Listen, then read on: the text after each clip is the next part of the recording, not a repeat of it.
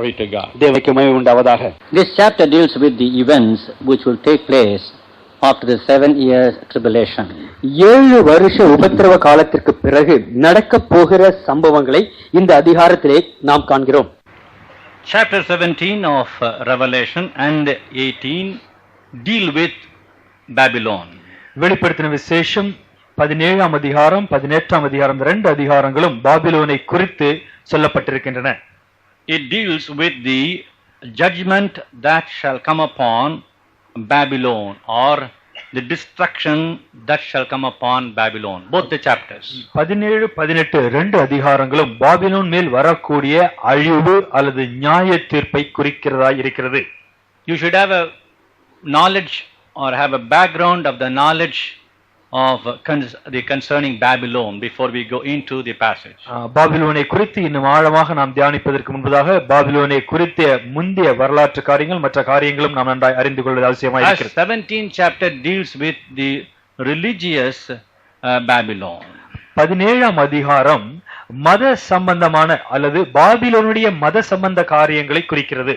That is to say, the fallen church. அது விழுந்து போன சபையை குறிக்கிறது. And the judgment that shall come upon the great whore or Babylon or the fallen church, whatever you call. மகாவேசி, விழுந்து போன சபை அல்லது மகா பாபிலோன் என்று அழைக்கக்கூடிய அந்த விழுந்து போன சபையின் மேல் வரக்கூடிய நியாய தீர்ப்பை இது குறிக்கிறது. And it contains the judgment of the great whore called Babylon the great, the mother of harlots and abominations of the earth. மகா பாபிலோன் வேசிகளுக்கும் பூமியில் உள்ள அருவருப்புக்கும் தாய் என்று அழைக்கப்பட்ட அவள் மேல் வருகிற அந்த பெரிய நியாய தீர்ப்பை இங்கே நாம் காண்கிறோம். The very first verse tells us, come hither, I will show unto thee the judgment of the great whore that sitteth upon many waters. இங்கே வா, அவளுக்கு வருகிற ஆக்கினையை உனக்கு காண்பிப்பேன் என்று சொல்லி இந்த வசனம் அதிகாரம் துவங்குகிறது. Verse 5 you see in your Bible written in bold letters. 5ஆம் வசனம் நம்முடைய வேதாகமத்திலே தடித்த எழுத்துக்களிலே எழுதப்பட்டிருக்கிறது. Mystery, Babylon the great, the mother of harlots and abominations of the earth. ரகசியம், மகா பாபிலோன் வேசிகளுக்கும் பூமியில் உள்ள அருவருப்புகளுக்கும் தாய் என்னும் நாமம் அவள் நெற்றியில் எழுதியிருந்தது. Thus this chapter deals with the great Babylon, the mystery of the great Babylon, the judgment that comes upon Babylon. ஆகவே இந்த அதிகாரமானது மகா பாபிலோன், அந்த பாபிலோன் மேல் வருகிற அந்த நியாய தீர்ப்பின் ரகசியத்தை இங்கே சொல்கிறது. Glory to God. தேவனுக்கு மகிமை உண்டாவதாக. The word Babylon mentioned here does not mean the political Babylon or the Babylonian empire. இங்கே பாபிலோன் என்று எழுதப்பட்டிருக்கும், இங்கே பாபிலோன் என்று எழுதப்பட்டிருக்கக்கூடிய வார்த்தையானது அரசியல் ரீதியான அந்த ராஜரீகத்தையோ அந்த ராஜ்யத்தையோ பாபிலோன் ராஜ்யத்தையோ குறிப்பிடவில்லை. In other words, it's not geographical Babylon. இன்னொரு வார்த்தையில் சொன்னா எழுத்தின்படியே உள்ள பாபிலோன் நகரம் இது அல்ல. And it's actually the ecclesiastical Babylon. இந்த பாபிலோன் என்று சொல்லுவது என்பது ஆவிக்குரிய முறையிலே இருக்கக்கூடிய ஒரு சமய பாபிலோன் என்று நாம் சொல்லலாம். Or you can say even it's represents a fallen church. அது விழுந்து போன சபையையும் குறிக்கிறது என்றும் நாம் சொல்லலாம். Or you can say it's a professing church. இது அறிக்கை செய்கிற தான் இல்லாதது இருக்கிறது என்று சொல்லிக் கொள்ளக்கூடிய ஒரு சபையை சொல்லலாம். It's only a counterfeit. ஒரு போலியான ஒரு சபை. It's only a hypocritical church. இது ஒரு மாய்மாலமான சபை. It's a backslidden church. இது ஒரு பின்வாங்கி போன சபை. I say all these words to you so that you can understand what actually means is Babylon. இத்தனை வார்த்தைகளை சொல்லி நான் விளக்குவதன் நோக்கம் இந்த பாபிலோன் என்கின்ற வார்த்தை எதை குறிக்கிறது என்பதை நீங்கள் நன்றாக தெரிந்து கொள்ள வேண்டும். When you read casual way great Babylon so on, we are rather forced to think of the geographical Babylon. நாம் மேலோட்டமாக படிக்கும் பொழுது மகா பாபிலோன் என்று பார்க்கும் பொழுது அது ஒரு பாபிலோன் நகரத்தையோ அல்லது பாபிலோன் சாம்ராஜ்யத்தையோ குறிக்கிறது என்று நாம் தவறாய் எண்ணக்கூடாது. We shall find out the reason later on. இதற்குரிய காரணத்தை நாம் தொடர்ந்து பார்ப்போம். We'll read the first verse again. முதலாவது வசனத்தை திரும்ப படிக்கிறோம். There came one of the 7 angels which had 7 vials and talked with me, saying unto me, come hither, I will show unto thee the judgment of the great whore that sitteth upon many waters. 7 கலசங்களுடைய அந்த 7 தூதரில் ஒருவன் வந்து என்னோட பேசி, நீ வா, திரளான தண்ணீர்கள் மேல் உட்கார்ந்திருக்கிற மகா வேசியோட பூமியின் ராஜாக்கள் வேசித்தனம் பண்ணினார்களே, அவளுடைய வேசித்தனமாகிய மதுவால் பூமியின் குடிகளும் வெறி கொண்டிருந்தார்களே, அவளுக்கு வருகிற ஆக்கினையை உனக்கு காண்பிப்பேன் என்று சொல்லி, God is going to send his judgment upon the fallen church. விழுந்து போன கைவிடப்பட்ட அந்த சபையின் மேல் கர்த்தர் தன்னுடைய நியாய தீர்ப்பை அனுப்ப போகிறார். The words here, the great whore, in the first verse, speaks of the fallen church, the professing church. முதலாவது வசனத்திலே மகா வேசி என்று சொல்லப்பட்டிருக்கக்கூடிய அந்த வார்த்தையானது கைவிடப்பட்ட அந்த போலியான சபையை குறிக்கிறது. All the fallen nominal churches shall be brought under one head, the false prophet. கைவிடப்பட்ட எல்லா போலியான சபைகளும் ஒன்றாய் சேர்ந்து அந்த கள்ள தீர்க்கதரிசியினுடைய ஆளுகைக்கு கீழாக வரும். With regard to this false prophet, we read in Revelation chapter 19, verse 20. இந்த கள்ள தீர்க்கதரிசி குறித்து வெளிப்படுத்தின விசேஷம் 19ஆம் அதிகாரம் 20வது வசனத்திலே பார்க்கிறோம். Bible says that the beast shall be taken and even the false prophet shall be captured. வேதத்திலே நாம் இங்கே பார்க்கிறோம், அந்த மிருகம் பிடிக்கப்பட்டது, அது மட்டுமல்ல கள்ள தீர்க்கதரிசியும் கூட பிடிக்கப்பட்டான். So during the period of tribulation, all these nominal churches shall be coming under one flag, I should say. உபத்திரவ காலத்தினூடே இந்த எல்லா போலியான சபைகளும் கைவிடப்பட்ட சபைகளும் ஒன்றாய் சேர்ந்து ஒரே ஆளுகைக்கு கீழாக வரும். Are we not able to see even now the efforts are being taken to call World Council of Churches? இந்த நாட்களிலும் கூட அநேக சபைகள் ஒன்றாக சேர்ந்து உலக சபைகளின் ஐக்கியம் என்ற ஒரு ஐக்கியத்தை உருவாக்குகிறார்கள். World Council of Churches. World council of churches என்கின்ற அந்த ஐக்கியத்தை உருவாக்குகிறார்கள். The so-called Orthodox churches also will join and come under one flag. மிக மிக அடிப்படையான காரியங்களை பின்பற்றி வருகிற சபைகள் கூட இப்படிப்பட்ட அந்த புதிய கூட்டமைப்பின் கீழாக வருங்காலத்திலே ஒன்றாய் சேரும். The word whore or harlot is found 4 times in this chapter. இந்த அதிகாரத்திலே அந்த வேசி அல்லது மகா வேசி என்கின்ற அந்த வார்த்தையானது 4 தடவை சொல்லப்பட்டிருக்கிறது. First verse. முதலாவது வசனத்திலே 7 கலசங்களுடைய அந்த 7 தூதரில் ஒருவன் வந்து என்னோட பேசி, நீ வா, திரளான தண்ணீர்கள் மேல் உட்கார்ந்திருக்கிற மகா வேசியோடே, The great whore. மகா வேசியோடே. Read the 5th verse 5வது வசனம், மேலும் ரகசிய மகா பாபிலோன் வேசிகளுக்கும். and read the 15th verse. 15வது வசனம், பின்னும் அவன் என்னை நோக்கி அந்த வேசி உட்கார்ந்திருக்கிற. Read the 16th verse also. 16வது வசனம், நீ மிருகத்தின் மேல் கண்ட 10 கொம்புகளானவர்கள் அந்த வேசியை பகைத்து. Thus you find this word repeated 4 times in this chapter. இப்படியாக இந்த ஒரே வார்த்தையானது 4 தடவை இந்த அதிகாரத்திலே திரும்ப சொல்லப்பட்டிருக்கிறது. It only means false religious system of the period of tribulation. அந்த உபத்திரவ காலத்திலே தலையெடுக்க போகிற பொய்யான மாய்மாலமான ஒரு சமய கோட்பாட்டை ஒழுங்கை இது சுட்டி காட்டுகிறது. You may ask me, how does it come actually? அது எப்படி ஏற்படுகிறது என்று நீங்கள் நினைக்கலாம். The church is becoming unfaithful to the Lord Jesus Christ. கர்த்தராகிய இயேசு கிறிஸ்துவுக்கு உண்மையாக இருப்பதிலே சபை வர வர குறைந்து வருகிறது. And thus it is said as harlot. ஆகவே இங்கே அது வேசித்தனம் செய்ததாக சொல்லப்பட்டிருக்கிறது. You know, the believers are already taken in the rapture, about which we read chapter 4, chapter 5 of Revelation. 4-5 அதிகாரங்களிலே நாம் பார்க்கிற வசனங்களின் மூலமாக விசுவாசிகள் ரகசிய வருகையிலே கிறிஸ்துவோடு எடுத்துக் கொள்ளப்பட்டார்கள் என்கிறதை பார்க்கிறோம். But that doesn't mean religion is taken away from the earth. Religion doesn't disappear from the earth.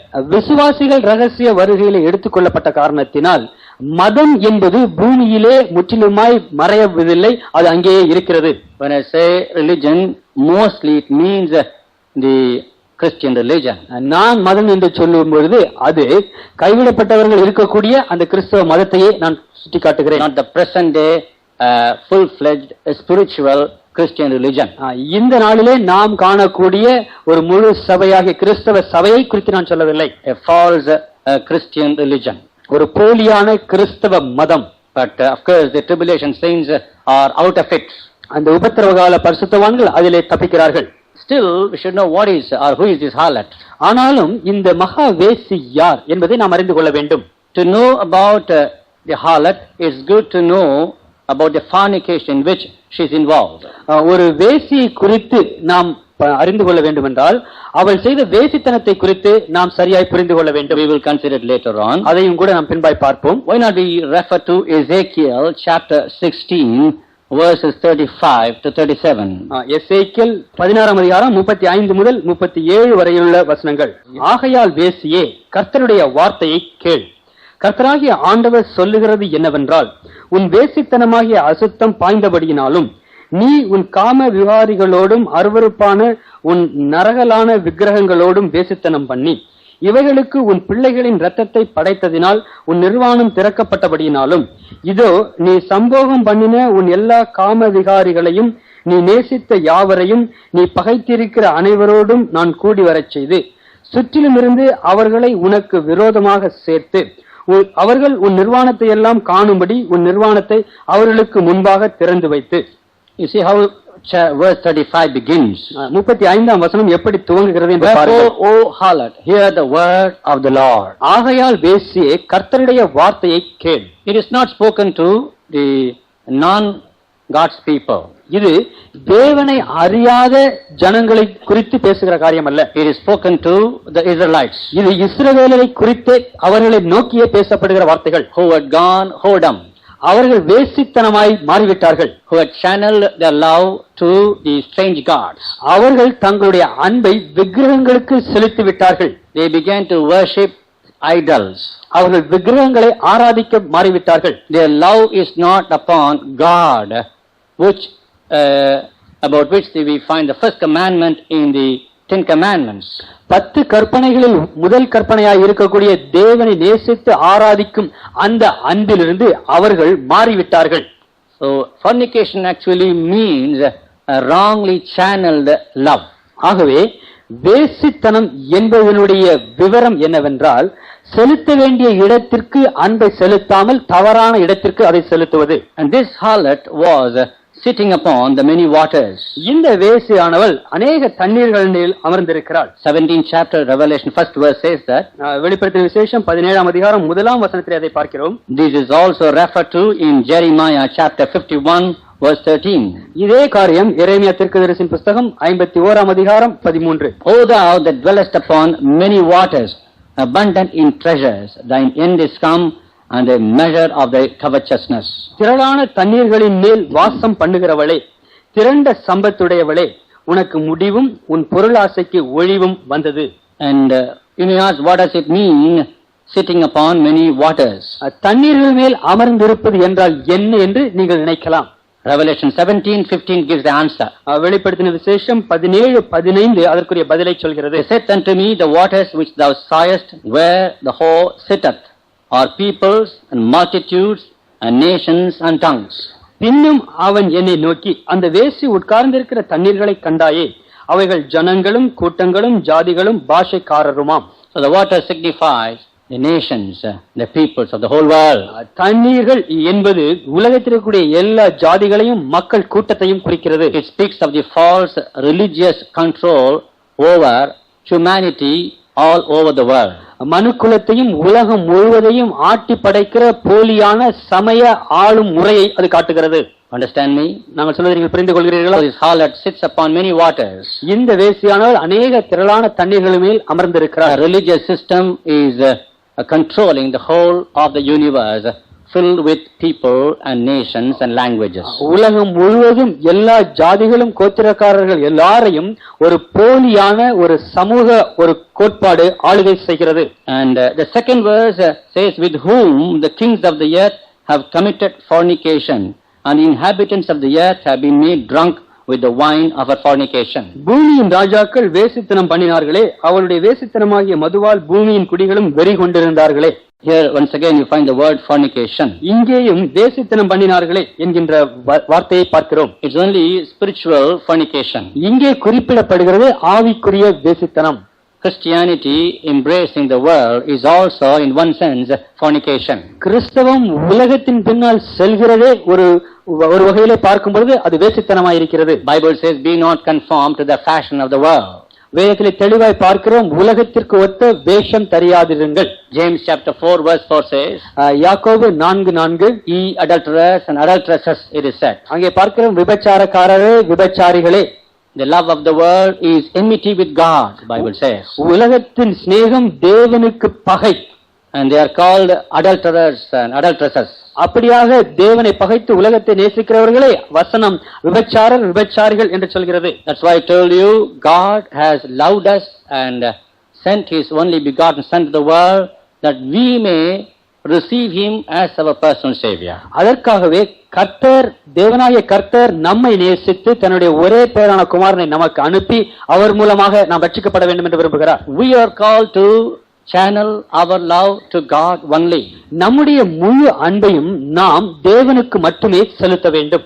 In Luke's Gospel, chapter 10, verse 27, the Lord Jesus said very clearly, லூக்கா எழுதின சுவிசேஷம் 10ஆம் அதிகாரம் 27ஆம் வசனம், the first and the foremost commandment is to love the Lord with all your heart, with all your mind, with all your soul.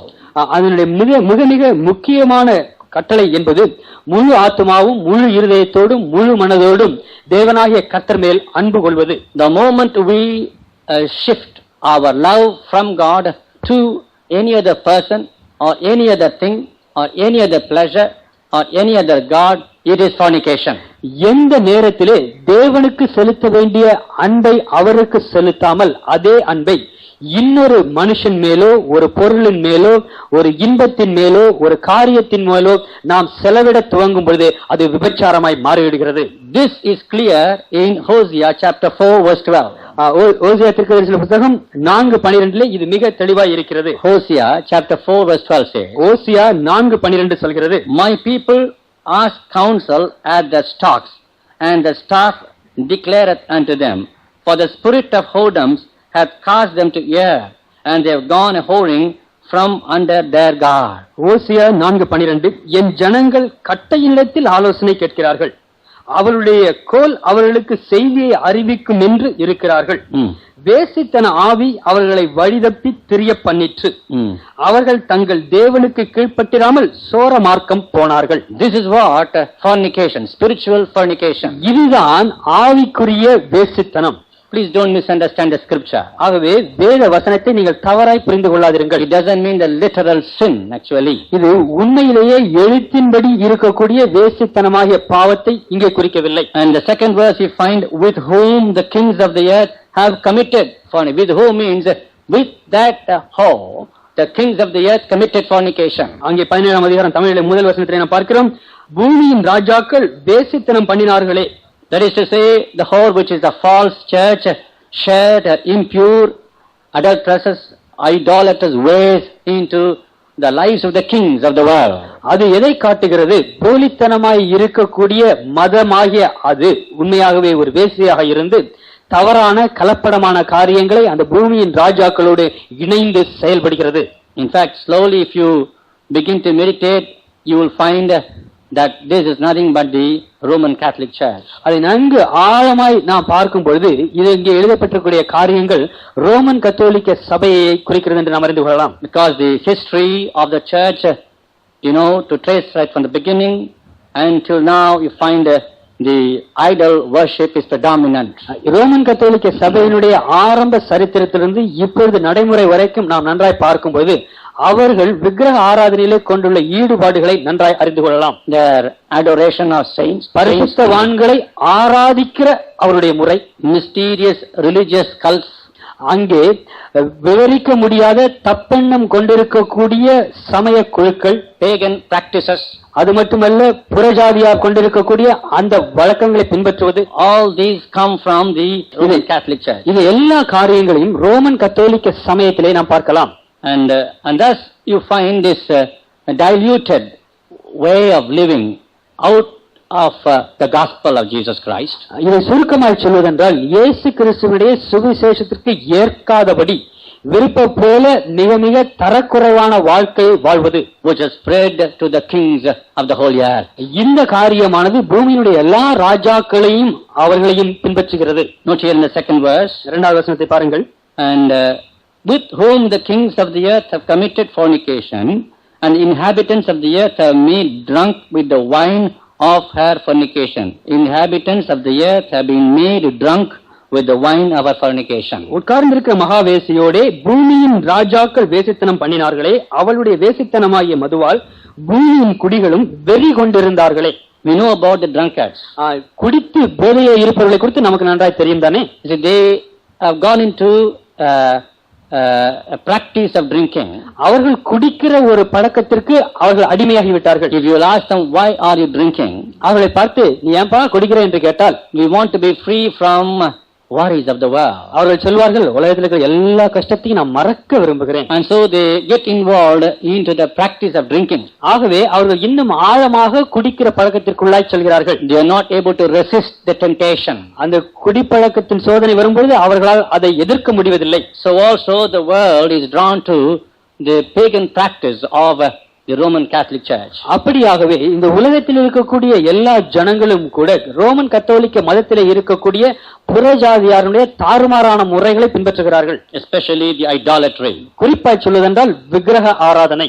And have this in your mind for a further study. நாம் தொடர்ந்து படிக்கும் பொழுது இதை உங்களுடைய மனதில் வைத்துக் கொள்ளுங்கள்.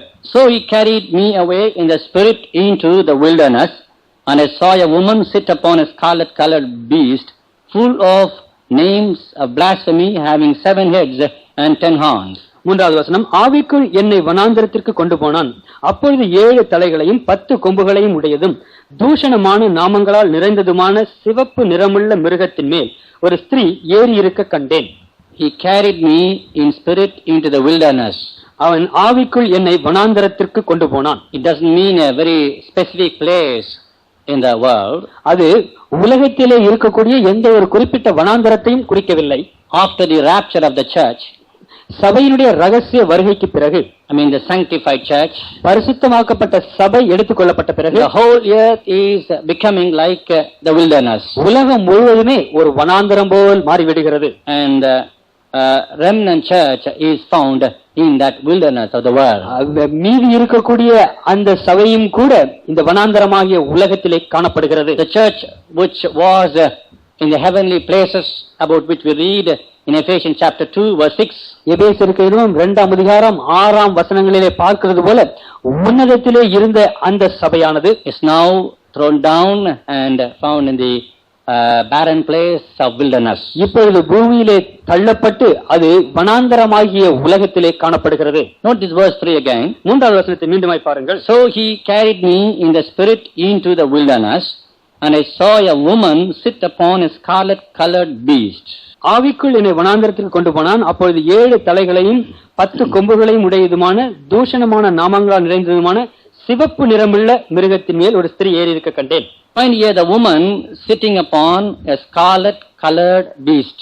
இங்கே அந்த ஸ்திரீயானவள் சிவப்பு நிறமுள்ள மிருகத்தின் மேல் உட்கார்ந்திருப்பதை கண்டேன். If you read the whole chapter 17 of Revelation, வெளிப்படுத்தின விசேஷம் 17ஆம் அதிகாரம் முழுவதையும் படித்து பார்க்கும் பொழுது we find that this woman sits upon 3 places. இந்த ஸ்திரீ 3 இடங்களிலே உட்கார்ந்திருப்பதை நாம் காண்கிறோம். The first verse is sitting upon the many waters. முதலாவது வசனத்திலே பார்க்கிறோம் திரளான தண்ணீர்கள் மேல் உட்கார்ந்திருக்கிற ஸ்திரீ என்று. Verse 3 says sitting upon the scarlet-colored beast. 3வது வசனத்திலே பார்க்கிறோம் சிவப்பு நிறமுள்ள மிருகத்தின் மேல் உட்கார்ந்திருக்கிற ஸ்திரீ. 9th verse says 9வது வசனத்திலே the 7 heads or 7 mountains on which the woman sitteth. அந்த 7 தலைகளும் அந்த ஸ்திரீ உட்கார்ந்திருக்கிற 7 மலைகளாம். This woman sits upon many waters. இந்த ஸ்திரீயானவள் திரளான தண்ணீர்கள் மேல் உட்கார்ந்திருக்கிறாள். The woman sits upon the scarlet-colored beast. இந்த ஸ்திரீயானவள் சிவப்பு நிறமுள்ள மிருகத்தின் மேல் உட்கார்ந்திருக்கிறாள். And also she sits upon the mountain. இந்த The ஸ்திரீயானவள் 7 heads are the 7 mountains on which the woman sitteth. இந்த ஸ்திரீயானவள் 7 மலைகளா இருக்கிற இந்த 7 தலைகளின் மேல் அமர்ந்திருக்கிறாள். Now it has implication. அதற்கு ஒரு ஆழமான அர்த்தம் உண்டு. As I told you already, sitting upon many waters. நான் ஏற்கனவே சொன்னது போல திரளான தண்ணீர்கள் மேல் உட்கார்ந்திருப்பது என்பது The many waters signifies the nations of the world. திரளான தண்ணீர்கள் என்பது உலகத்திலே இருக்கக்கூடிய நாடுகளை குறிக்கிறது. Pointing out this false system of religion is spread over the whole world. இந்த போலியான மதமானது உலகம் முழுவதும் வியாபித்திருக்கிறது என்பதை அதை குறிக்கிறது. That's the meaning actually. அதுதான் அதனுடைய உண்மையான She அர்த்தம். sits upon the many waters. அவள் திரளான தண்ணீர்கள் மேல் அமர்ந்திருக்கிறாள். That is the nations and the people and the languages. பல பாஷைக்காரர் கோத்திரக்காரர் பல நாடுகளில் இருக்கக்கூடிய எல்லா ஜனங்கள் மத்தியிலே இருப்பது. False religious system is spread all over the world. போலியான சமயமானது மத சம்பந்தம் உலகம் எங்கும் அங்கே பரவி இருக்கிறது. And verse 3, 3வது வசனம், upon scarlet-colored beast. இங்கே பார்க்கிறோம் சிவப்பு நிறமுள்ள மிருகத்தின் மேல். Listen, கவனியுங்கள். the beast that is mentioned here is exactly the same which we studied in chapter 13 of Revelation. வெளிப்படுத்தின விசேஷம் 13ஆம் அதிகாரத்திலே நாம் பார்த்த அந்த மிருகமும் இங்கே 17ஆம் அதிகாரத்திலே சொல்லப்பட்டிருக்கிற இந்த சிவப்பு மிருகமும் ஒன்றே. You just read chapter 13, 1 to 10. நீங்கள் வெளிப்படுத்தின விசேஷம் 13 முதல் 10 வசனங்களை படித்து And பாருங்கள். just compare this, you find this beast is exactly the beast that we read in chapter 13. இந்த ரெண்டு பகுதிகளையும் நீங்கள் ஒப்பிட்டு பார்க்கும் பொழுது இங்கே 17ஆம் அதிகாரத்திலே பார்க்கக்கூடிய மிருகமும் 13ஆம் அதிகாரத்தில் இருக்கக்கூடிய மிருகமும் ஒன்றே என்பதை அறிந்து கொள்ளலாம். And that beast is the Antichrist, we know. அந்த மிருகம் அந்தி கிறிஸ்து என்பதை நீங்கள் அறிந்திருக்கிறீர்கள். When we studied Revelation 13, I told you this beast refers to the Antichrist. வெளிப்படுத்தின விசேஷம் 13ஆம் அதிகாரத்தை சொன்னபொழுது பார்க்கும்பொழுது நான் சொன்னேன் இந்த மிருகம் என்பது அந்தி கிறிஸ்துவையே குறிக்கிறது. Will you just read 4th verse of 13th chapter? 13ஆம் அதிகாரம் 4வது வசனம். அந்த மிருகத்திற்கு அப்படிப்பட்ட அதிகாரம் கொடுத்த வலு சர்ப்பத்தை வணங்கினார்கள். அல்லாமலும் மிருகத்திற்கு ஒப்பானவன் யார், அதனோடு யுத்தம் பண்ணத்தக்கவன் யார் என்று சொல்லி மிருகத்தையும் வணங்கினார்கள். And that you find is a very unique beast it is. ஆகவே அது மிக மிக ஒரு வினோதமான மிருகமாய் இருக்கிறது என்பதை நாம் பார்க்கிறோம். The only difference between the beast in 13th chapter and 17 is it is a scarlet colored beast. 13ஆம் அதிகாரத்திலே விவரிக்கப்பட்டிருக்கிற மிருகத்திற்கும் 17ஆம் அதிகாரத்திலே விவரிக்கப்பட்டிருக்கிற மிருகத்திற்கும் இருக்கக்கூடிய ஒரே வித்தியாசம் அதனுடைய சிவப்பு நிறம். And this reflects the bloody assault upon the world. அது உலகத்தின் மேல் இரத்த வெறி கொண்டு எடுத்த எல்லா முயற்சிகளின் விளைவுகளை குறிக்கிறது. As the Antichrist rises in power, அந்தி கிறிஸ்துவானவன் அதிகாரத்திலே வளர்ந்து மேலே செல்லும் பொழுது millions are slaughtered during his rule. கோடிக்கணக்கான மக்கள் அவருடைய ஆட்சியின் நாட்களிலே கொலை செய்யப்படுகிறார்கள். And he has this blood red color of an executioner. ஆகவே கொலை செய்கிறவனுடைய ஒரு இரத்த சிவப்பு நிறம் எப்படி இருக்கிறதோ அதை போன்ற ஒரு நிறத்தை உடையதாக இந்த மிருகம் இருக்கிறது. And that is why it is said here in the 3rd verse, scarlet colored beast. ஆகவேதான் 17ஆம் அதிகாரம் 3ஆம் வசனத்திலே சிவப்பு நிறமுள்ள மிருகம் என்று அது அழைக்கப்படுகிறது. Many commentators feel that it points out only the slaughter. மக்களுடைய ஒரு இரத்த நிலைமையை இது காட்டுகிறது என்று அநேக வேதத்தை வியாக்கியானம் பண்ணுகிறவர் சொல்கிறார்கள். And again verse 9 we find that the 7 heads are 7 mountains on which the woman sitteth. 9ஆம் வசனத்திலே பார்க்கிறோம் அந்த 7 தலைகளும் ஸ்திரீ உட்கார்ந்து இருக்கிற 7 மலைகளாம். And the whole was seen now on the 7 heads of the beast. இப்பொழுது அந்த வேசியானவள் அந்த மிருகத்தினுடைய 7 தலைகளின் மேல் அமர்ந்திருக்கிறார். And the 7 heads are 7 hills or 7 mountains. அந்த 7 தலைகளும் 7 மலைகள் அல்லது குன்றுகளை குறிக்கின்றது. This refers to the 7 hills on which the old Rome city was built. இந்த 7 மலைகள் என்பது பழைய ரோமாபுரி கட்டப்பட்டிருந்த அந்த இடத்தை குறிக்கிறது. And which the birthplace of Roman Catholicism. அந்த இடத்தில்தான் ரோமன் கத்தோலிக்க மார்க்கம் ஆரம்பித்தது. And I happened to read the 7 hills in one book. ஒரு புத்தகத்திலே இந்த 7 மலைகளை குறித்து நான் படித்தேன். And the words are difficult to pronounce. அந்த வார்த்தைகளை அந்த குன்றுகளுடைய பெயர்களை சொல்வது கடினமாக இருந்தது. One of the hills is Capitoline. ஒரு குன்றின் பெயர் கேபிட்டோலைன். The second is Quirinal. இரண்டாவது பெயர் கியூரினால். The third is Viminal. மூன்றாவது பெயர் விமினால். Next one is Esculine. நான்காவது எஸ்குலைன். And the other one is Caelion. அடுத்தது கேலியான். The other is Aventine. அடுத்தது Aventine. The other is Palatine. அடுத்தது பாலண்டைன். Don't worry about the names of the hills, please. இந்த பெயர்களை குறித்து நீங்கள் அதிகமாக கவலைப்பட Just for வேண்டாம். curiosity, I read to you. உங்களுக்கு தெரிந்து கொள்வதற்காக இந்த பெயர்களை நான் வாசித்து காட்டினேன். But it is said that the Roman city is built upon the 7 hills. ஆனால் மிக தெளிவாக சொல்கிறார்கள் ரோம நகரமானது அந்த 7 மலைகளின் மேல் கட்டப்பட்டிருக்கிறது. So this woman is sitting upon the beast which had 7 heads, which is compared to 7 hills, and that is the Rome. இந்த ஸ்திரீயானவள் அந்த 7 தலைகளின் மேல் உட்கார்ந்து இருக்கிறார். அது எதை காட்டுகிறது? 7 குன்றுகளின் மேல் கட்டப்பட்டிருக்கிற ரோம நகரத்தையே குறிக்கிறது. In verse 4 you find the dress of the woman. 4வது வசனத்திலே இந்த ஸ்திரீனுடைய ஆடையை குறித்து நாம் பார்க்கிறோம். Woman was arrayed in purple and scarlet color and decked with gold and precious stones, pearls, etc. அந்த ஸ்திரீ ரத்தாம்பரமும் சிவப்பான ஆடையும் தரித்து பொன்னினாலும் ரத்தினங்களினாலும் முத்துக்களினாலும் சிங்காரிக்கப்பட்டு அவள் அப்படியாக தோற்றமளித்தாள். Note here, purple and scarlet color. Two colors. She was arrayed in purple and scarlet color. இங்கே பாருங்கள், இரத்தாம்பரமும் சிவப்பான ஆடை என்று குறிக்கப்பட்டிருக்கிறது. Purple always shows the kingly aspect of her position. இரத்தாம்பரம் என்பது அந்த ராஜரீக தன்மையை குறிக்கிறது. In other words, இன்னொரு வார்த்தையில it சொல்வதென்றால் speaks of her political power. அது அரசியல் அதிகாரத்தை காட்டுகிறது. Understand me? நன்றாய் புரிந்து கொள்கிறீர்களா? Scarlet is the emblem of the Romanism. சிவப்பா என்பது ரோமர்களுடைய முறைக்கு ஒரு அடையாள கொடியாய் இருக்கிறது.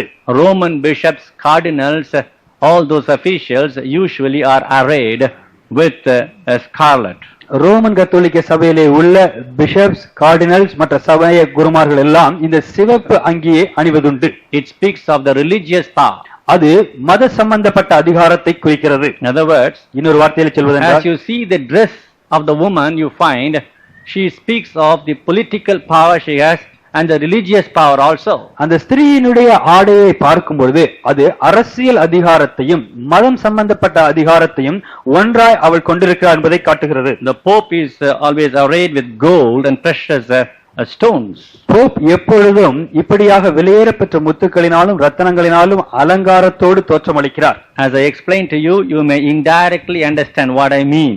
நான் இதை சொல்லும் பொழுதே நான் என்னென்ன காரியங்களை சொல்லாமல் சொல்கிறேன் என்பதையும் நீங்கள் புரிந்து கொள்ளலாம். I'm sorry, I'm not directly pointing out to you, but you can infer as I explained to you. இவர் இப்படிப்பட்டவர் தான் என்று தெளிவாய் சொல்லாதபடிக்கு சொல்லாமல் சில காரியங்களை நான் சொல்லிக் கொண்டிருக்கிறேன். And you find the same verse, she has got a golden cup in her hand full of abominations, filthiness, fornication, etc. அந்த 4ஆம் வசனத்திலே நாம் பார்க்கிறோம், தன் வேசித்தனமாகிய அருவருப்புகளாலும் அசுத்தத்தாலும் நிறைந்த பொற்பாத்திரத்தை தன் கையிலே இந்த ஸ்திரீ பிடித்திருந்தாள். That speaks that she was a woman of all filth, all abomination.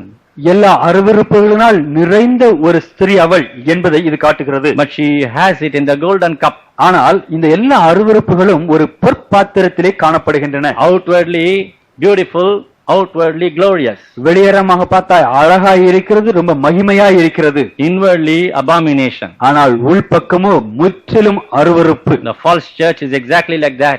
அந்த மாய்மாலமான சபை அப்படித்தான் இருக்கும். You look at her outwardly, so beautiful, so glorious. அந்த சபையை வெளியரங்கமாக பார்க்கும்போது மிக அழகாக மகிமை புரிந்தியதாக But தோற்றமளிக்கிறது. inwardly you find abomination, filth, fornication, all these things. ஆனால் அதற்கு உள்ளாகவோ அங்கே அருவருப்புகளும் வேசித்தனங்களும் எல்லாம் காணப்படுகிறது. And now comes the key words of the whole chapter. இப்படி இந்த அதிகாரத்தினுடைய திறவுகோல் வசனமாய் இருக்கக்கூடிய 5ஆம் வசனத்தை பார்க்கிறோம். Mystery, Babylon the great, the mother of harlots and abominations of the earth. ரகசியம், மகா பாபிலோன் வேசிகளுக்கும் பூமியில் உள்ள அருவருப்புகளுக்கும் தாய். I told you what is actually mystery.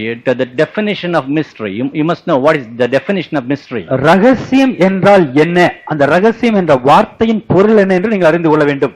It's a hidden truth which shall be revealed through the Holy Spirit to the saints of God.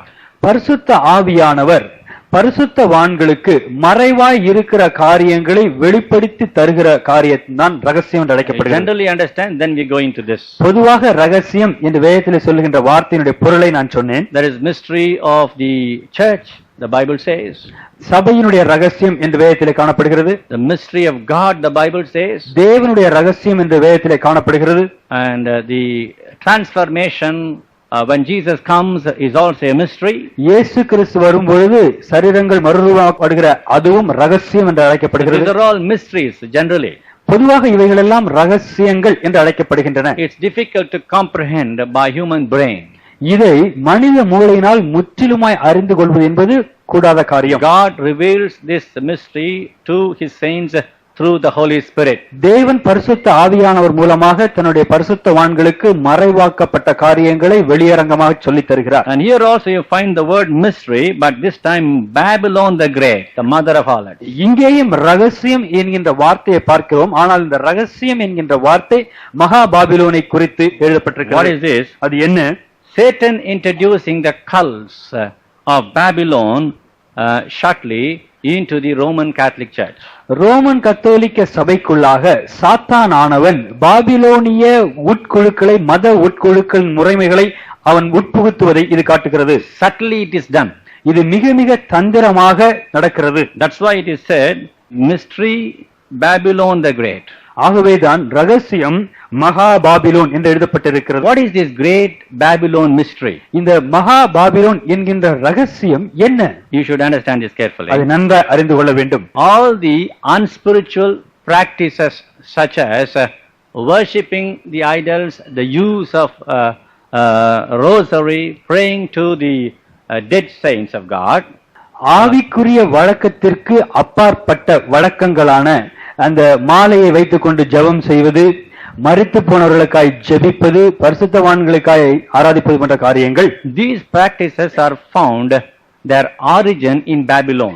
இந்த காரியங்களுடைய வழக்கத்தை துவக்கத்தை நாம் ஆராய்ந்து பார்க்கும் பொழுது அது பாபிலோனிலே துவங்கியது. Or it can be traced to have their origin in Babylon, literally in Babylon. இப்படிப்பட்ட எல்லா விதமான பழக்கங்களும் எழுத்தின்படியே உள்ள பாபிலோன் நகரத்திலே அந்த இடங்களில் தான் ஆரம்பித்தது. And these ceremonies constitute spiritual whoredom.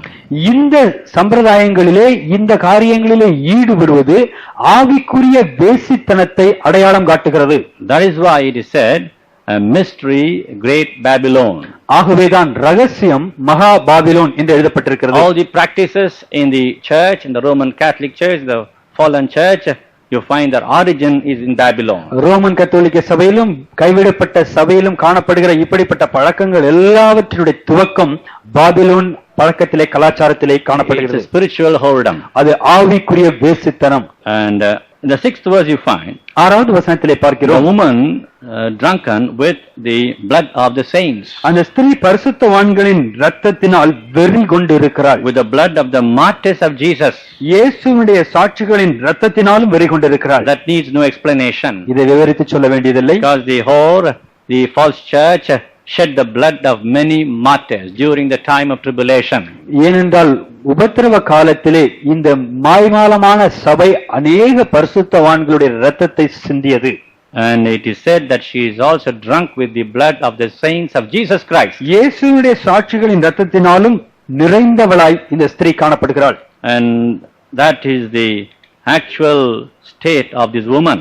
இதுதான் இந்த ஸ்திரீனுடைய உண்மையான நிலையாய் இருக்கிறது. Now if you have this idea, explanation, and read first 7 verses, you will understand. இந்த கருத்துக்களோடு இந்த முதல் 7 வசனங்களை நீங்கள் படித்து பார்க்கும் பொழுது காரியங்கள் உங்களுக்கு நன்றாய் விளங்கும். Otherwise, as you read 17th chapter, Babylon, mystery, and the whore, all these things will be a confusion to you. இல்லை என்றால் நீங்கள் அந்த முதல் 7 வசனங்களை அந்த 17ஆம் அதிகாரத்தை தொடர்ந்து பார்க்கும் பொழுது அது உங்களுக்கு சரியாய் புரியாமல் இருக்கும். Verse 5, 5வது வசனம், and upon her forehead was a name written, Mystery, Babylon the Great, the mother of harlots and abominations of the earth. மேலும் ரகசியம் மகா பாபிலோன் வேசிகளுக்கும் பூமியில் உள்ள அருவருப்புகளுக்கும் தாய் என்னும் நாமம் அவள் நெற்றியில் எழுதியிருந்தது. We should know the actual definition of the term mystery. இந்த ரகசியம் என்றால் என்ன என்பதை நாம் அறிந்து கொள்ள வேண்டும். It is an uncomprehended divine truth hidden in the mind of God. இது தேவனுடைய சிந்தையிலே மறைந்திருக்கக்கூடிய மனிதனுடைய அறிவினால் அறிந்து கொள்ள முடியாத சத்தியம். But it's revealed by the Holy Spirit unto God's saints. இது பரிசுத்த ஆவியானவரால் தேவனுடைய பரிசுத்தவான்களுக்கு மட்டும் வெளிப்படுத்தப்பட்ட சத்தியம். I mean, it's a general meaning, not here, a general meaning I mean. ரகசியம் என்கின்ற வார்த்தைக்குரிய பொதுவான விளக்கத்தை நான் சொல்கிறேன். For we read in the epistles, mystery of the church. நாம் நிருபங்களிலே பார்க்கிறோம் சபையை பற்றிய ரகசியம் என்று. And mystery is only a secret which we are not able to comprehend so easily by our brain. ரகசியம் என்றாலே நம்முடைய சொந்த மூளை அறிவினால் எளிதிலே கிரகித்துக் கொள்ள முடியாத காரியங்கள். It's a divine truth. அது ஒரு தெய்வீக சத்தியம். And God reveals the secret to His saints through the Holy Spirit. பரிசுத்த ஆவியானவர் மூலமாக தேவன் தன்னுடைய பரிசுத்தவான்களுக்கு இந்த தெய்வீக சத்தியத்தை வெளிப்படுத்தி தருகிறார். And what does it mean here? The mystery. இங்கே ரகசியம் என்கின்ற வார்த்தை எதை குறிக்கிறது? It's only Satan introducing the cults of Babylon subtly into the Roman Catholic Church. Roman கத்தோலிக்க சபையிலே பிசாசானவன் அநேக விதமான மத உட்குழுக்களை தந்திரமாக நுழைத்து விடுகிற காரியத்தை இங்கே பார்க்கிறோம். In this connection, we should know a little about the church, Roman Catholic Church. Roman கத்தோலிக்க சபை குறித்து நாம் இன்னும் சற்று அறிந்து கொள்வது நமக்கு அவசியமாக இருக்கிறது. We know about the idol worship.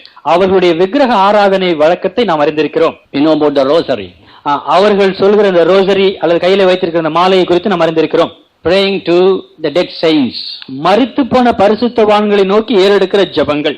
Praying for the dead ones. அது மட்டுமல்ல, ஏற்கனவே மரித்தவர்களுக்காக ஏறெடுக்கப்படுகிற ஜெபங்கள். Ascribing miracles to the dead saints. மரித்த பரிசுத்தவான்கள் மூலமாக அற்புதங்கள் நடந்து என்று அவர்கள் சொல்கிற அறிக்கைகள். They also believe in the literal change of the bread becoming the flesh of Jesus and the wine becoming the blood of Jesus Christ. அவர்கள் இன்னொரு காரியத்தையும் விசுவாசிக்கிறார்கள். அது என்ன? எழுத்தின்படியே திருவிருந்திலே அப்பம் இயேசுவின் மாம்சமாக மாறுகிறது, அந்த ரசம் இயேசுவினுடைய ரத்தமாக மாறுகிறது என்று அவர்கள் விசுவாசிக்கிறார்கள். All these ceremonies constitute spiritual whoredom. இந்த எல்லா மத பற்றிய சடங்காச்சாரங்களும் சேர்ந்து ஆவிக்குரிய வேசித்தனத்தை உண்டாக்குகின்றன. This is practiced by the church. இந்த காரியத்தை ரோமன் கத்தோலிக்க சபை பின்பற்றுகிறது. And this is very important. மிக முக்கியம், கவனியுங்கள். These find their origin in Babylon. இந்த எல்லா சடங்காச்சாரங்களுடைய துவக்கத்தை பாபிலோனிலே காணலாம். And that is the whore, the fallen church. அந்த பாபிலோன் தான் விழுந்து போன வேசி. And that is why it is said, mystery, Babylon the great, the mother of harlots and the abominations of the earth. ஆகவேதான் ரகசியம் மகா பாபிலோன் வேசிகளுக்கும் பூமியில் உள்ள அருவருப்புகளுக்கும் தாய் என்று எழுதப்பட்டிருக்கிறது. These are all the practices that you find here in this church, Roman Catholic Church, found the origin in Babylon. Roman கத்தோலிக்க சபையிலே இந்த நாட்களிலே நாம் பார்க்கக்கூடிய இந்த தவறான மதம் சம்பந்தப்பட்ட பாரம்பரியங்கள் எல்லாம் பாபிலோனிலிருந்து துவங்கியது. Which represents the harlot. அது அந்த வேசியை குறிக்கிறது. That's why it's clearly said, mystery, Babylon the great, the mother of harlots, etc. ஆகவேதான் ரகசியம் மகா பாபிலோன் வேசி என்று எழுதப்பட்டிருக்கிறது. Verse 6. 6வது வசனம். And I saw the woman drunken with the blood of saints and with the blood of the martyrs of Jesus, and when I saw her, I wondered with great admiration. அந்த ஸ்திரீ பரிசுத்தவான்களின் இரத்தத்தினாலும் இயேசுவினுடைய சாட்சிகளின் இரத்தத்தினாலும் வெறி கொண்டிருக்கிறதை கண்டேன். அவளை கண்டு நான் மிகவும் ஆச்சரியப்பட்டேன். Is very clear, it doesn't require any explanation. இங்கே அதை படிக்கும் பொழுதே அது நமக்கு புரிகிறது. She is drunken with the blood of the saints. அவள் பரிசுத்தவான்களின் இரத்தத்தினால் வெறி கொண்டிருக்கிறாள். And the blood of the martyrs of Jesus Christ. அது மட்டுமல்ல, இயேசு கிறிஸ்துவினுடைய சாட்சிகளின் இரத்தத்தினாலும் வெறி கொண்டிருக்கிறாள். We know about the martyrs right from the beginning of Christendom. கிறிஸ்தவத்தினுடைய துவக்கம் முதல் இரத்த சாட்சிகளாய் மரித்தவர்களை குறித்து நீங்கள் அறிந்திருக்கிறீர்களா? Great saints of God were killed because of the truth for which they stood. பெரிய தேவனுடைய பரிசுத்தவான்கள் அவர்கள் அறிந்த தேவனுடைய சத்தியத்திற்கென்று உறுதியாய் நின்றபடியினால் இரத்த சாட்சிகளாய் மரித்திருக்கிறார்கள். Anyone who opposes the Roman Catholic Church was considered an heretic. யாரெல்லாம் ரோம கத்தோலிக்க திருச்சபைக்கு எதிராக செயல்பட்டார்களோ அவர்கள் அத்தனை பேரும் தேவனுக்கு துரோகிகள் என்று அழைக்கப்பட்டார்கள். And they were killed. They shed their blood. அவர்கள் தேவனுக்கு துரோகிகள் என்று கணிக்கப்பட்டு அவர்கள் படுகொலை And செய்யப்பட்டார்கள். I saw the woman drunken with the blood of the saints and with the blood of the martyrs of Jesus Christ. அந்த ஸ்திரீ பரிசுத்தவான்களின் இரத்தத்தினாலும் இயேசுவின் சாட்சிகளின் இரத்தத்தினாலும் வெறி கொண்டிருப்பதை கண்டேன். Hitler killed a great number of Jews, we know. சர்வாதிகாரியான அந்த Hitler அநேக எண்ணிக்கை கடங்காத யூதர்களை கொன்று குவித்தான். The Roman Catholic Church killed many saints of God than Hitler. Roman கத்தோலிக்க சபையானது ஹிட்லர் கொன்று குவித்த எண்ணிக்கை கடங்காத மக்களை காட்டிலும் பெருந்திரளான மக்களை படுகொலை செய்தது. About which only it is referred here, the blood of the martyrs. அதை குறித்து தான் இங்கே நாம் பார்க்கிறோம், இரத்த சாட்சிகளுடைய இரத்தம். And we read here about John, I saw her, I wondered with a great admiration. இங்கே யோவான் சொல்கிற காரியத்தை பார்க்கிறோம், அவளை நான் கண்டு மிகவும் ஆச்சரியப்பட்டேன். He was surprised to see that kind of satisfaction the woman had because of the blood of the martyrs. இந்த பரிசுத்தவான்கள் இரத்த சாட்சிகளுடைய இரத்தத்தை குடித்து வெறி கொண்டதினால் அவளுக்கு வந்த திருப்தியை பார்த்து யோவானுக்கு மிக மிக ஆச்சரியம். The angel said unto me, wherefore didst thou marvel? அப்பொழுது தூதனானவன் அவரை நோக்கி பார்த்து ஏன் ஆச்சரியப்படுகிறாய் என்று கேட்டான். I will tell thee the mystery of the woman and the beast that carrieth her, which had the 7 heads and 10 horns. இந்த ஸ்திரீயினுடைய ரகசியத்தையும் 7 தலைகளையும் 10 கொம்புகளையும் உடையதாய் இவளை சுமக்கிற மிருகத்தினுடைய ரகசியத்தையும் உனக்கு சொல்லுகிறேன். You find here the beast is carrying the woman. இங்கே நாம் பார்க்கிறோம் அந்த மிருகமானது அந்த ஸ்திரீயை சுமந்து கொண்டிருக்கிறது. It only speaks of the kingdom of the beast with his 10 ruling confederates. அந்த மிருகத்தினுடைய ராஜ்யத்தையும் அங்கே இருக்கக்கூடிய 10 ராஜாக்கள் கொண்ட கூட்டமைப்பையும் இது குறிக்கிறது. And this beast will not only support the woman, இந்த மிருகமானது ஸ்திரீக்கு ஆதரவு கொடுப்பது மட்டுமல்லாமல் but also shares certain powers with her. அவளோடு ஒரு சில அதிகாரத்தை அதுவே பிரயோகிக்கவும் செய்கிறது. And because she could reign with him. ஏனென்றால் இந்த ஸ்திரீயானவள் இந்த மிருகத்தோடு சேர்ந்து உலகத்தை ஆட்சி செய்கிறாள். There's a great powerful influence she has all over the world. இந்த ஸ்திரீயானவள் உலகம் எங்கிலும் ஒரு மிகுந்த அதிகாரத்தை செலுத்தக்கூடியவளாய் இருக்கிறாள். That's why the beast gives power to her. ஆகவேதான் இந்த மிருகமும் அதிகாரத்தை இந்த ஸ்திரீக்கு கொடுக்கிறது. And the Roman Empire shares the power because she was also rich. ரோம அரசாங்கமும் தன்னுடைய அதிகாரத்தை இந்த ஸ்திரீக்கு கொடுக்கிறது. ஏனென்றால் அந்த ஸ்திரீ மிக மிக பணமுள்ளவளாய் இருக்கிறாள். You may ask me, how would you say she is rich? அவள் மிக செல்வம் உடையவள் என்று எப்படி சொல்லலாம் என்று கேட்கலாம். Fourth verse says the woman was arrayed in purple and scarlet color. 4வது வசனத்தை பார்க்கணும். அந்த ஸ்திரீ ரத்தாமும் சிவப்பான ஆடையும் தரிந்திருந்தாள். Decked with gold and precious stones and pearls. பொன்னினாலும் ரத்தினங்களினாலும் முத்துக்களினாலும் அவள் சிங்காரிக்கப்பட்டிருந்தாள். And that's the reason why the power being vested into her hands. ஆகவேதான் அவளுக்கு இன்னும் கூடுதலான அதிகாரம் கொடுக்கப்படுகிறது. Beast was carrying her. மிருகம் ஸ்திரீயை சுமக்கிறது. And politically she was given the power. அரசியல் ரீதியாக அவளுக்கு அதிகாரம் கொடுக்கப்படுகிறது. And also the riches she has so much to have the power over the world. அவளுக்கு அதிகமாக செல்வம் இருக்கிறபடியால் உலகம் அனைத்தையும் ஆளக்கூடிய அதிகாரமும் அவளிடத்திலே வந்து சேர்கிறது. What you should remember now is this. இப்பொழுது நீங்கள் அறிந்து கொள்ள வேண்டிய காரியம் இதுதான். The harlot, அந்த வேசி, that's a fallen church. அது விழுந்து போன சபை. Have that in your mind, that is suffice. அதை மட்டும் நீங்கள் வைத்துக் கொள்ளுங்கள், போதும். She sits on the beast. அவள் அந்த மிருகத்தின் மேல் அமர்ந்திருக்கிறாள். The Antichrist. அது அந்தி கிறிஸ்துவை And the fallen church and the Antichrist work together. இப்படியாக விழுந்து போன சபையும் அந்தி கிறிஸ்துவும் ஒன்றாய் இணைந்து செயல்படுகிறார்கள். To achieve the goal. தங்களுடைய நோக்கத்தை பெறும்படியாக. Edification we should have from this portion is, இந்த வசனத்தின் பகுதியிலிருந்து பக்தி விருத்திக்கென்று நாம் எடுத்துக்கொள்ள வேண்டிய பகுதி, our love should be channeled to our Lord Jesus Christ. நம்முடைய அன்பானது முற்றிலும் இயேசுவுக்கே சொந்தமாயிருக்க வேண்டும். There should not be a spiritual fornication. நம்முடைய வாழ்க்கையிலே ஆவிக்குரிய வேசித்தனம் இருக்கவே கூடாது. That is to say, don't shift your love from God, from Jesus to any other thing. அது எதை காட்டுகிறது? இயேசுவின் மேல் நீங்கள் வைக்க வேண்டிய உங்களுடைய அன்பை அவரை விட்டு வேறு எந்த காரியத்திலும் செலுத்தக்கூடாது. Christ is the center of attraction. இயேசு கிறிஸ்துவே நம்முடைய எல்லா முழு கவர்ச்சிக்கும் மூலகர்த்தா. If we are forsaken when Jesus comes, இயேசு வரும்பொழுது நாம் கைவிடப்படுவோம் என்றால் what a pathetic state it would be. அது எவ்வளவு துக்கமாயிருக்கும். Not only we shall go through the tribulation, நாம் உபத்திரவ காலத்தினூடே கடந்து செல்வது மட்டுமல்லாமல் go through all kinds of the events that are recorded in this portion. இந்த பகுதியிலே எழுதப்பட்டிருக்கிற எல்லா சம்பவங்களின் வழியையும் செல்ல வேண்டும். And that will be very horrible.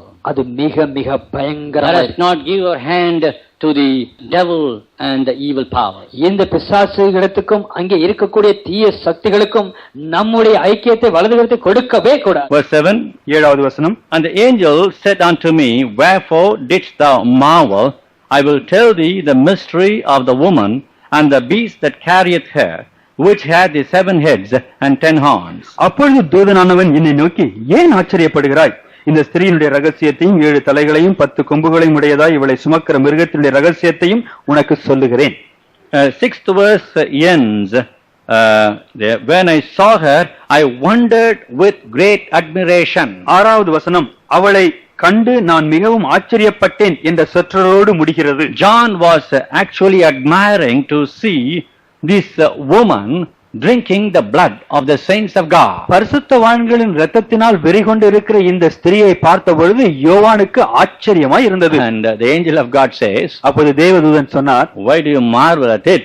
ஏன் இதை குறித்து நீ ஆச்சரியப்படுகிறாய்? I will give you the mystery of this woman as well as the beast. இந்த ஸ்திரீயை குறித்தும் இந்த மிருகத்தை குறித்தும் ரகசியத்தை உனக்கு வெளிப்படுத்துவேன்.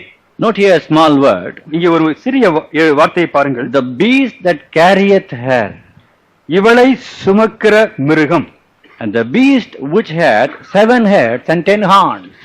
7 தலைகளையும் 10 கொம்புகளையும் உடைய மிருகம். I told you already, this beast refers to the Antichrist. இந்த மிருகம் அந்தி கிறிஸ்துவை குறிக்கிறது என்று ஏற்கனவே உங்களுக்கு சொன்னேன். And the Antichrist is set to carry the woman, the whore, the false church. விழுந்து போன சபையாகிய மகாவேசியாகிய இந்த ஸ்திரீயை சுமந்து செல்லும்படியாக அந்தி கிறிஸ்து செயல்படுகிறான். The beast that hath 10 horns speaks of the kingdom of the beast with 10 ruling confederates. 10 கொம்புகளை உடைய அந்த மிருகம் என்பது 10 நாடுகளுடைய கூட்டமைப்பிற்கு அடையாளமாய் இருக்கிறது. And this beast will support the harlot woman, because it is said he carrieth her. இந்த மிருகமானவன் வேசியாக இந்த ஸ்திரீக்கு ஆதரவு கொடுப்பான். ஏனென்றால் இங்கே நாம் பார்க்கிறோம் இந்த மிருகம் அந்த ஸ்திரீயை தாங்கிக் கொண்டிருக்கிறது. So he supports, Antichrist supports the false church. அந்தி கிறிஸ்துவானவன் அந்த போலி சபையை ஆதரிக்கிறான். There are 2 reasons why Antichrist supports the whole, the false church. மகாவேசியான இந்த சபையை அந்தி கிறிஸ்து ஆதரிப்பதற்கு 2 காரணங்கள் உண்டு. Number 1, ஒன்று, she has the influence over all the nations of the world. உலகத்தில் இருக்கக்கூடிய எல்லா ஜனங்கள் ஜாதிகள் மேல் ஒரு செல்வாக்கை இந்த ஸ்திரீ கொண்டிருக்கிறாள். We see that she was sitting upon many waters. திரளான தண்ணீர்களின் மேல் இந்த ஸ்திரீ உட்கார்ந்திருப்பதாய் யோவான் பார்த்ததை இங்கே That means எழுதப்பட்டிருக்கிறது. she has control and rule her religious system over the world. அதிலிருந்து உலகமெங்கும் அவளுடைய ஆளுகை, அவளுடைய மத ஒழுங்குகள் பரவி இருக்கதை காண முடிகிறது. And in order to win her, Antichrist supports her. அவளுடைய ஆதரவை தான் பெற்றுக் கொள்ளும்படியாக, தன் பக்கம் இழுக்கும்படியாக தன்னுடைய அதிகாரத்தை அந்தி கிறிஸ்து அவளுக்கு கொடுக்கிறான். The second reason he carries her is, அந்த ஸ்திரீயை அவன் ஆதரவு கொடுப்பதற்கு 2வது காரணம், she was very rich. அவள் மிக மிக செல்வம் உள்ளவள். The false church is very rich. அந்த மாயமாலமான சபை மிக மிக பணக்கார சபை. You may ask me, how do you say so? அது எப்படி என்று நீங்கள் கேட்கலாம். 4th verse says that. 4வது வசனம் அதை தெளிவாய் காட்டுகிறது. The woman was arrayed in purple and scarlet color and decked with gold and precious stones and pearls. அந்த ஸ்திரீ இரத்தாம்பரமும் சிவப்பான ஆடையும் தரித்து பொன்னினாலும் ரத்தினங்களினாலும் முத்துக்களினாலும் சிங்காரிக்கப்பட்டிருந்தாள். And that shows that the church full of riches.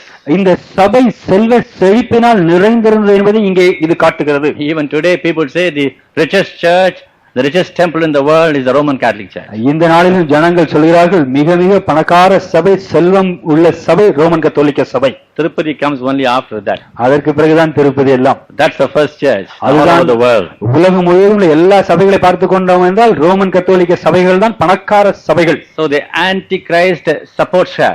ஆகவே அந்தி கிறிஸ்து அவளுக்கு ஆதரவு தருகிறான்.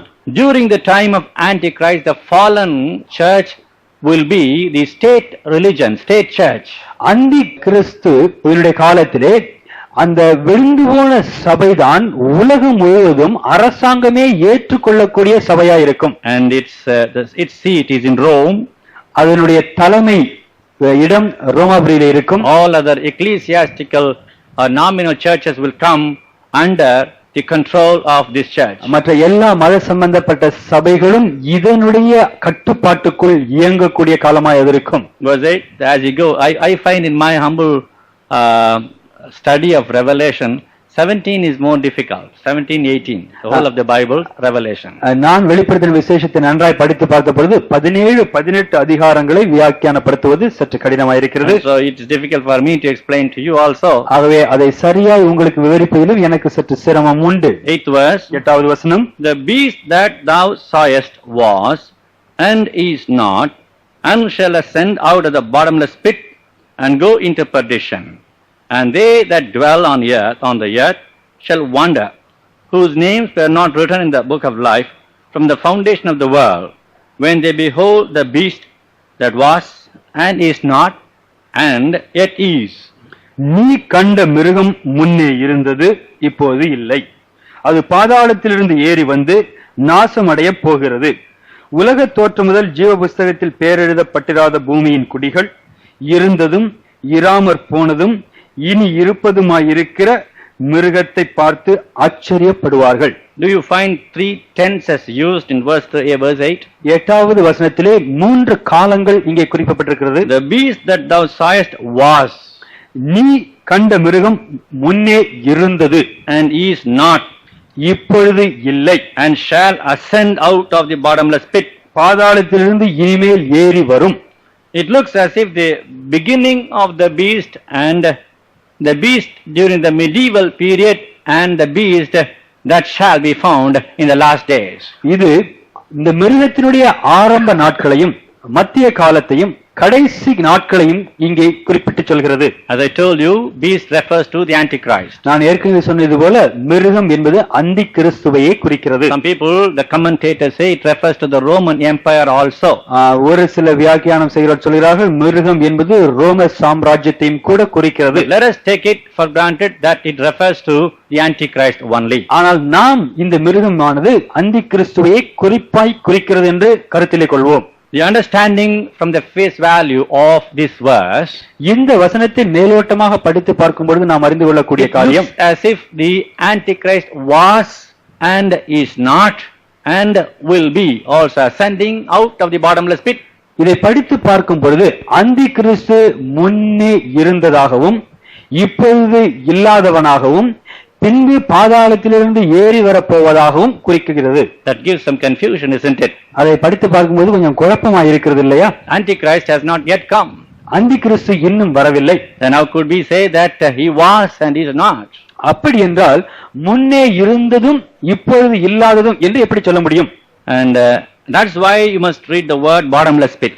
ஆகவேதான் நீங்கள் அந்த பாதாளம் என்கின்ற வார்த்தையை பார்க்க வேண்டும். See, thou, the beast that thou sawest was and is not and shall ascend out of the bottomless pit. முன்னே இருந்த மிருகம் இப்பொழுது இல்லை, அது பாதாளத்திலிருந்து ஏறி வருகிறது.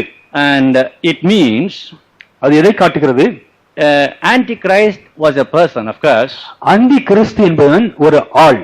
And he shall arise in the last days of the world. உலகத்தினுடைய கடைசி நாட்களிலே அவன் தோன்றுவான். But the spirit that animated the Antichrist comes from the bottomless pit. ஆனால் இந்த அந்தி கிறிஸ்துவுக்கு அதிகாரத்தையும் ஆளுகையையும் கொடுத்து உந்தி தள்ளுகிற ஆவியானது பாதாள குழியிலிருந்து வெளியே வருகிறது. In other words, இன்னொரு வார்த்தையிலே the சொல்வதென்றால் life-giving power to Antichrist comes from the bottomless pit. அந்தி The life-giving power comes from the bottomless pit. அந்தி கிறிஸ்துவுக்கு ஜீவனையும் வல்லமையும் கொடுக்கக்கூடிய அந்த ஆவியானது பாதாள குழியிலிருந்து வெளியே வருகிறது. And that spirit was and is not and shall ascend from the bottomless pit. அந்த ஆவியானது முன்பே இருந்தது, இப்பொழுது இல்லை, பின்பு பாதாள குழியிலிருந்து ஏறி வரும். Only to denote that animating spirit, it is said was, is not and shall ascend from the bottomless pit.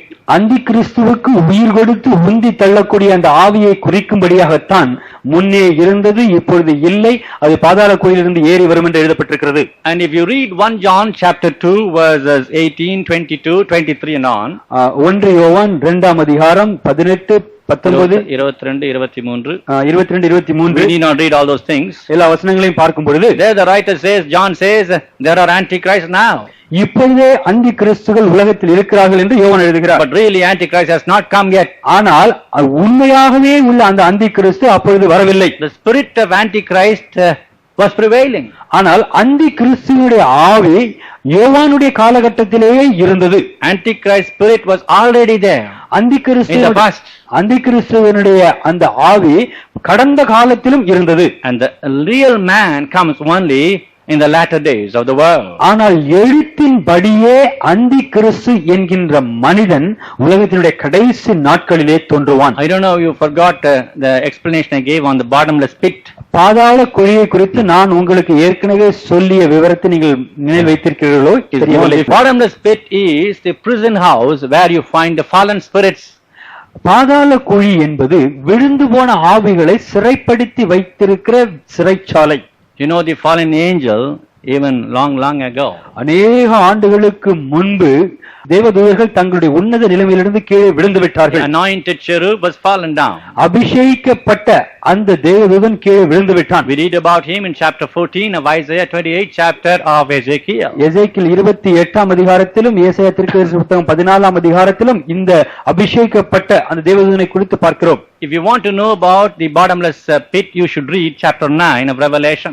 இந்த பாதாள குழியை குறித்து நன்றாக அறிந்து கொள்ள வேண்டும் என்றால் வெளிப்படுத்தின விசேஷம் 9ஆம் அதிகாரத்தை படித்து பார்க்க வேண்டும். You find the fifth angel sounded the trumpet.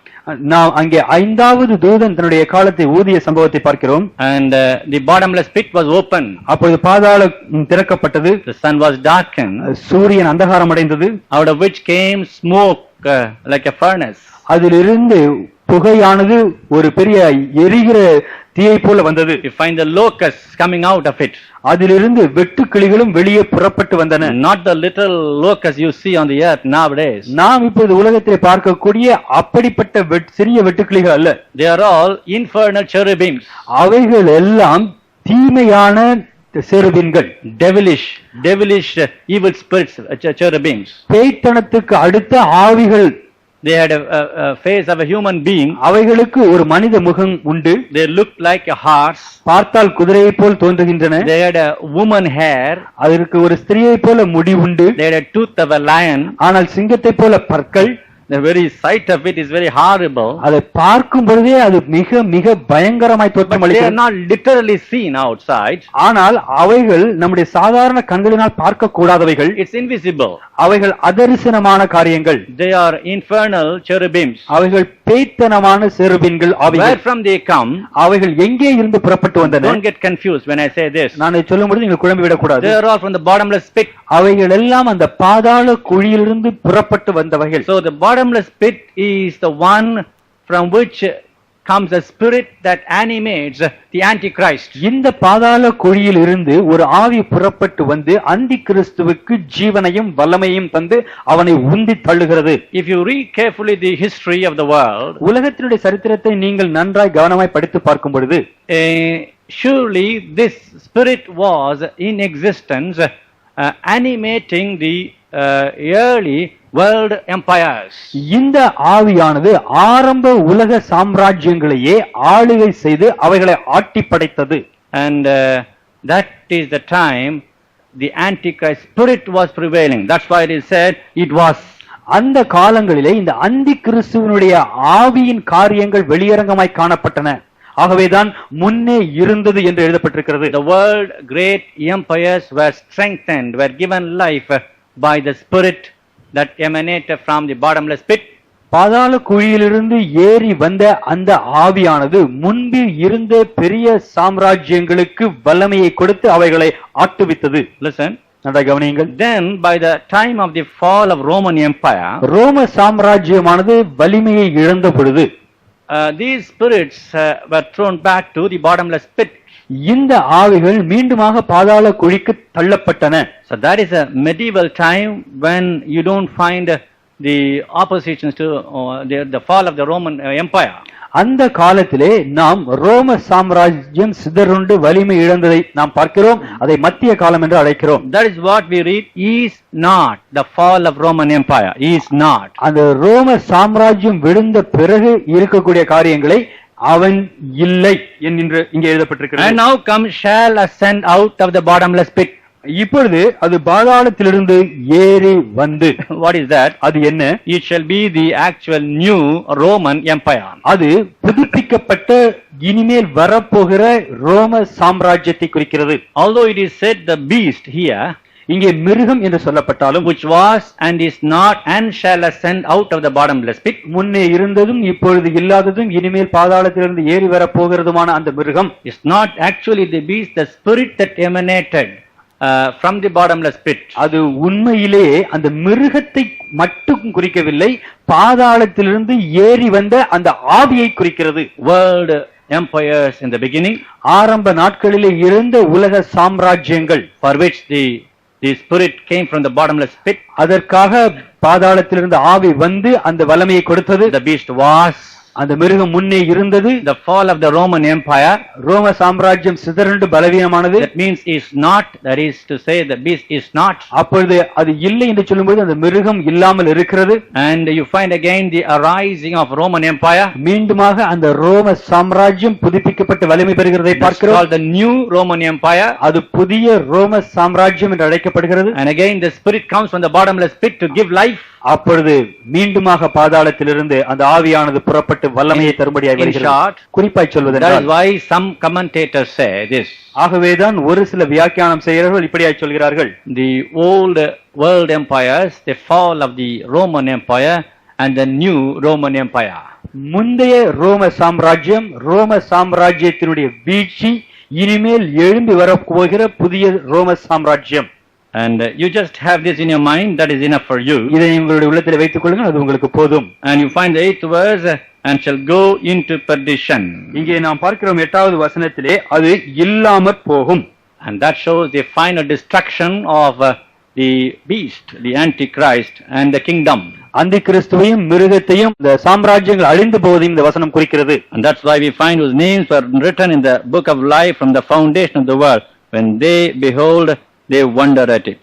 உலக தோற்றம் முதல் ஜீவ புஸ்தகத்தில் பேர் எழுதப்பட்டிராத பூமியின் குடிகள் இந்த மிருகத்தை பார்த்து ஆச்சரியப்படுவார்கள். They shall wonder whose names were not written in the book of life. ஜீவ புஸ்தகத்திலே பேர் எழுதப்பட்டிராத பூமியின் குடிகள் இந்த மிருகத்தை. And this beast, again it's a scarlet colored beast, as I told you. இந்த மிருகமானது நாம் முன்பே பார்த்தபடி அது சிவப்பு நிறமுடைய மிருகமாய் இருக்கிறது. And that's a kingdom of Antichrist. அது அந்தி கிறிஸ்துவனுடைய சாம்ராஜ்யத்தை குறிக்கிறது. You see, scarlet also it speaks of the similar ideology of communism. சிவப்பு நிறம் என்பது கம்யூனிச கொள்கைகளை கூட விவரிக்கிறதா இருக்கிறது. And so the one who will arise as the Antichrist will have the ideology of communism. அந்தி கிறிஸ்துவாய் எழுந்து உலகத்தை ஆளுகை செய்ய போகிற அந்த மனிதன் communist சித்தாந்தங்களையும் வேதாந்தங்களையும் கொண்டிருக்கக்கூடியவன். And beast shall blaspheme the names, even the name of God. தேவனுடைய நாமத்தை இந்த மிருகம் தூஷிக்கும். Chapter 13 of Revelation 5 and 6.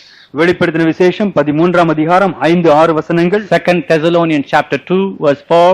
2 தெசலோனியர் 2:4. You just go home and read these two portions. இந்த வசனங்களை குறித்து வீட்டுக்கு சென்று படித்து பாருங்கள். And you will find how the beast blasphemes God, or Antichrist sits in the temple of God exalting himself. எப்படி இந்த மிருகம் தேவனை தூஷிக்கிறான் என்பதையும், இந்த மிருகம் தேவனுடைய ஆலயத்திலே தேவனுடைய ஸ்தானத்திலே உட்கார்ந்து இருக்கிற காரியத்தையும் இந்த வசனங்களிலே நீங்கள் பார்க்கலாம். The spirit of Antichrist was, அந்தி கிறிஸ்துவினுடைய ஆவி முன்பே இருந்தது. I mean the word spirit, not Antichrist. இந்த ஆவி முன்பே இருந்தது. He is not the Antichrist.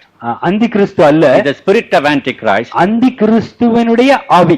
It was, அது முன்பே இருந்தது. pointing out the world empires. உலக சாம்ராஜ்யங்களை அது குறிக்கிறது. And it fell down. It is not.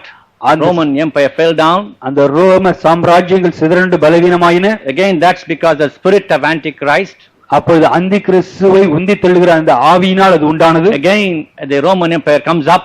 மீண்டுமாக புதிய ரோம சாம்ராஜ்யம் எழும்புகிறது. This is also because of the spirit of Antichrist. அந்தி கிறிஸ்துவை உந்தி தள்ளுகிற ஆவியினால் இந்த காரியமும் நடக்கிறது. And that is the kingdom which are expected in the days to come. வரப்போகிற நாட்களிலே இப்படிப்பட்ட ஒரு புதிய சாம்ராஜ்யத்தை நாம் எதிர்பார்க்கலாம். No, verse 9. இப்பொழுது 9வது வசனம். And here is the mind which hath wisdom. The 7 heads are 7 mountains on which the woman sitteth. ஞானமுள்ள மனம் இதிலே விளங்கும். அந்த 7 தலைகளும் அந்த ஸ்திரீ உட்கார்ந்து இருக்கிற 7 மலைகளாம். And there are 7 kings, 5 are fallen, and 1 is, the other is not yet come. And when he cometh, he must continue a short space. அவைகள் 7 ராஜாக்களாம். இவர்களில் 5 பேர் விழுந்தார்கள், ஒருவன் இருக்கிறான், மற்றவன் இன்னும் வரவில்லை. வரும்போது அவன் கொஞ்ச காலம் தரித்திருக்க வேண்டும். What a confusion it is. படித்தாலே குழம்புது. And the 11th verse. 11வது வசனம். And the beast that was and is not, and even he is the 8th, and is of the 7, goeth into perdition. இருந்ததும் இராததுமாகிய மிருகமே 8வதானவனும் அவ்வேளிலிருந்து தோன்றுகின்றவனும் நாசமடைய போகிறவனுமாய் இருக்கிறான். உங்களுக்கு விளங்குதா? ஏதாவது இருக்குது, இல்ல வருது, 7வது தோணுச்சு, அதுதான் 8வதுன்னு என்னத்தை சொல்றது? This woman sitteth upon 7 mountains. இந்த ஸ்திரீ 7 மலைகள் மேல் உட்கார்ந்திருக்கிறாள். 7 heads are 7 mountains on which the woman sitteth. 7 தலைகளும் இந்த ஸ்திரீ உட்கார்ந்திருக்கிற 7 மலைகளாய் இருக்கிறது. I told you that the ancient Roman city Rome was built on the 7 hills. நான் முன்பே சொன்னேன், அந்த பழைய ரோம நகரமானது 7 மலை குன்றுகளின் மேல் கட்டப்பட்ட ஒரு நகரமாய் இருக்கிறது. These 7 hills not only refers to Roman city. இந்த 7 மலைகள் என்பது ரோம நகரத்தை மட்டும் குறிப்பிடவில்லை. 7 heads. 7 தலைகள். 7 heads, I told you, refer to Roman city of Rome, ancient Rome city. அந்த 7 தலைகள் என்பது பழங்காலத்தில் இருந்த ரோமாபுரியை குறிக்கிறது என்று நான் முன்பு சொன்னேன். That's not the only meaning. ஆனால் அது அந்த ரோமாபுரி மட்டும்தான் என்கின்ற அர்த்தத்தை மட்டும் எடுக்க 10th முடியும். verse give us additional information. 10வது வசனம் இன்னும் அதிகமான விவரங்களை சொல்கிறது. There are 7 kings. 7 ராஜாக்கள் So இருக்கிறார்கள். the 7 heads, not only Rome, it also speaks of the 7 kings. இந்த 7 தலைகள் என்பது ரோமாபுரியை மட்டும் குறிப்பிடவில்லை, 7 தலைகள் 7 ராஜாக்களையும் குறிக்கிறது. It speaks of the 7 world empires. இந்த 7 ராஜாக்கள் உலகத்திலே தோன்றிய 7 சக்கரவர்த்திகளை, சாம்ராஜ்யங்களை குறிக்கிறது. Understand me? சொல்வது புரிகிறதா? And now it says 5 are fallen. இங்கே நான் பார்க்கிறோம் 5 பேர் ஏற்கனவே விழுந்தார்கள். A careful search of the history, you will understand this. உலகத்தின் வரலாற்றை நன்றாய் ஆராய்ந்து பார்க்கும் பொழுது இதை நன்றாய் புரிந்து கொள்ள முடியும். What are that 5 heads fallen, kings fallen, empires fallen? விழுந்து போன இந்த 5 ராஜாக்கள், சாம்ராஜ்யங்கள் எவை? It is Egypt, number 1. முதலாவது எகிப்திய சாம்ராஜ்யம், It is Assyria. இரண்டாவது அசீரிய சாம்ராஜ்யம், It is Babylon. மூன்றாவது பாபிலோனிய சாம்ராஜ்யம், Medo-Persia. நான்காவது பெர்ஷிய சாம்ராஜ்யம், And also Greece. அது மட்டுமல்ல அது கிரேக்க சாம்ராஜ்யம். All these 5 world empires are fallen. இந்த ஏற்கனவே இருந்த 5 உலக பெரிய சாம்ராஜ்யங்களும் விழுந்து போயின. 7 heads are 7 kings. 7 தலைகள் 7 ராஜாக்களை குறிக்கின்றன. Carefully follow me. நன்றாக கவனியுங்கள்.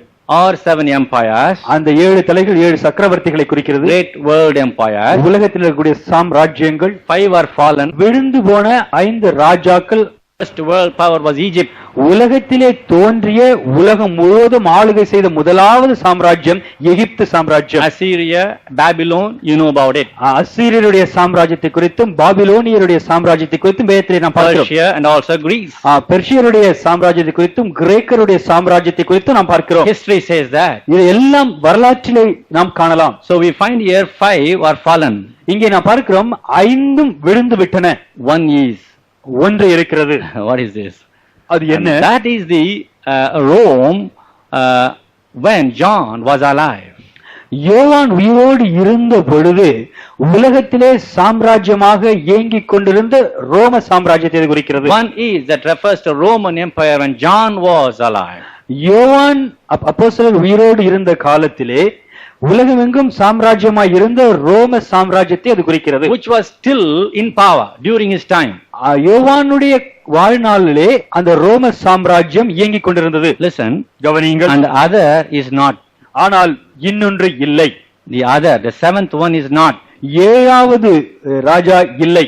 And that is the new Roman Empire. அதுதான் புதிதாக்கப்படுகிற ரோம சாம்ராஜ்யம். And John says, or the angel says, that is not yet come, that shall arise in the last day. யோவான் இங்கே பார்க்கும்போது அதை தூதன் சொல்கிறார், அவன் இன்னும் வரவில்லை, அவன் சீக்கிரமாய் வருவான். And that will have the influence of religion over all the world afterwards. அந்த சாம்ராஜ்யத்திலே மதத்திற்கு உலகமெங்கும் உள்ள எல்லா நாடுகள் ஜனங்கள் மேல் ஒரு பெரிய செல்வாக்கு இருக்கும். And you know the religion of the Roman Catholic Church and the World Council of Churches will work together for this cause. Roman கத்தோலிக்க சபையும் ரோம சாம்ராஜ்யமும் வேர்ல்ட் கவுன்சில் ஆஃப் சர்ச்சஸ் இவை எல்லாம் சேர்ந்து ஒன்றாய் இயங்கக்கூடிய காலகட்டம் இது. So the other is not, is supposed to be the new Roman Empire. மற்றவன் இன்னும் வரவில்லை என்று சொல்லப்படும் பொழுது அது வரப்போகிற புதிய ரோம சாம்ராஜ்யத்தையே And குறிக்கிறது. when he cometh, he must continue a short space. அவன் வரும் பொழுது கொஞ்ச காலம் தரித்திருக்க வேண்டும். That's not for a long time, the 7th one. அந்த 7வது வருவதற்கு நீண்ட காலம் காத்திருக்க வேண்டியதில்லை. When the 7th empire, the new Roman empire comes, 7வது புதுப்பிக்கப்பட்ட புதிய ரோம சாம்ராஜ்யம் வரும் பொழுது they will seek for a dictator. அவர்கள் ஒரு சர்வாதிகாரியை தலைவனாக தேடுவார்கள். And that dictator will be the beast.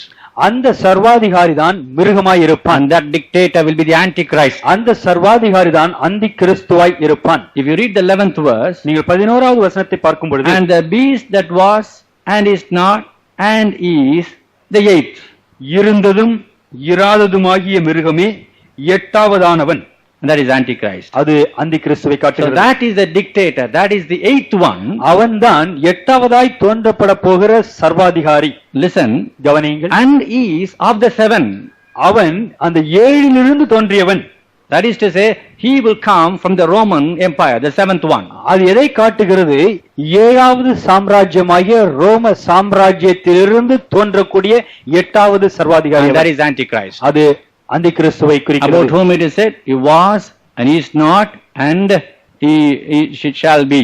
அவனை குறித்து இங்கே நாம் பார்க்கிறோம், இருந்ததும் இராததும் நாசமடைய போகிறவனுமாகிய அவன். The beast that was and is not and he is the eighth. இருந்ததும் இராததுமாகிய மிருகமே எட்டாவதானவன். It is not said here, he that was and is and he shall come. It didn't say it. So it is the eighth, the Bible says. இருந்ததும் இராததும் வரப்போகிறது என்று சொல்லவில்லை, இருந்ததும் இராததும் எட்டாவது என்று சொல்லப்படுகிறது. And that eighth is of the seven. அந்த எட்டாவதானவன் இந்த ஏழிலிருந்து தோன்றியவன். That comes from the Roman Empire. அது ரோம சாம்ராஜ்யத்திலிருந்து அவன் வருகிறான். And he goeth into perdition. அவன் நாசமடைய போகிறான். These are all the things that shall take place in the days to come.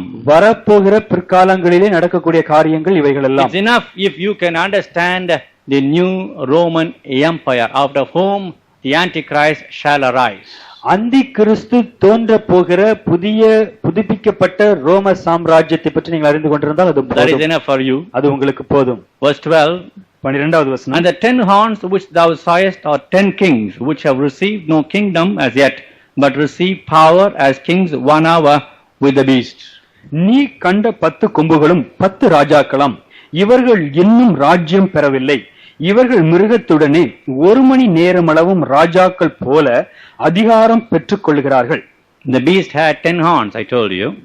அந்த மிருகத்திற்கு 10 கொம்புகள் இருந்தன. And the 10 horns refer to the 10 kings. அந்த 10 கொம்புகள் 10 ராஜாக்களை குறிக்கின்றன. They actually refer to the 10 European countries which have signed the treaty of Rome.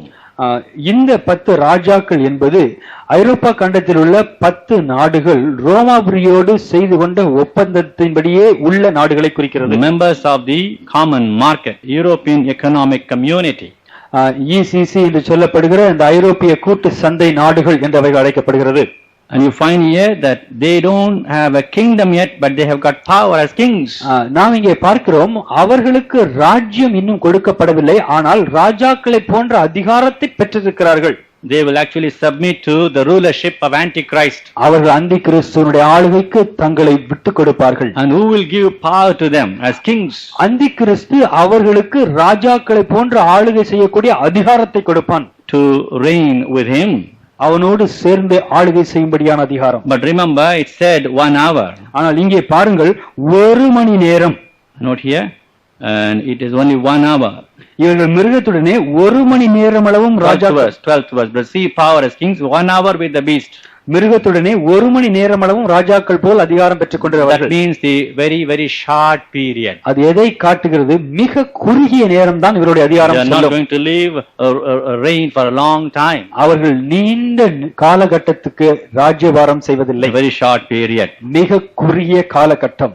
These are all the origin of the beast and also the 10 countries explanation. மிருகத்தினுடைய துவக்கத்தை குறித்தும் அந்த 10 ராஜாக்களை குறித்த விவரங்கள் நான் இதுவரையிலும் சொல்லியிருந்தேன். Now let's follow. இப்ப தொடர்ந்து பார்ப்போம். The 13th verse says, they have one mind and shall give their power and strength unto the beast.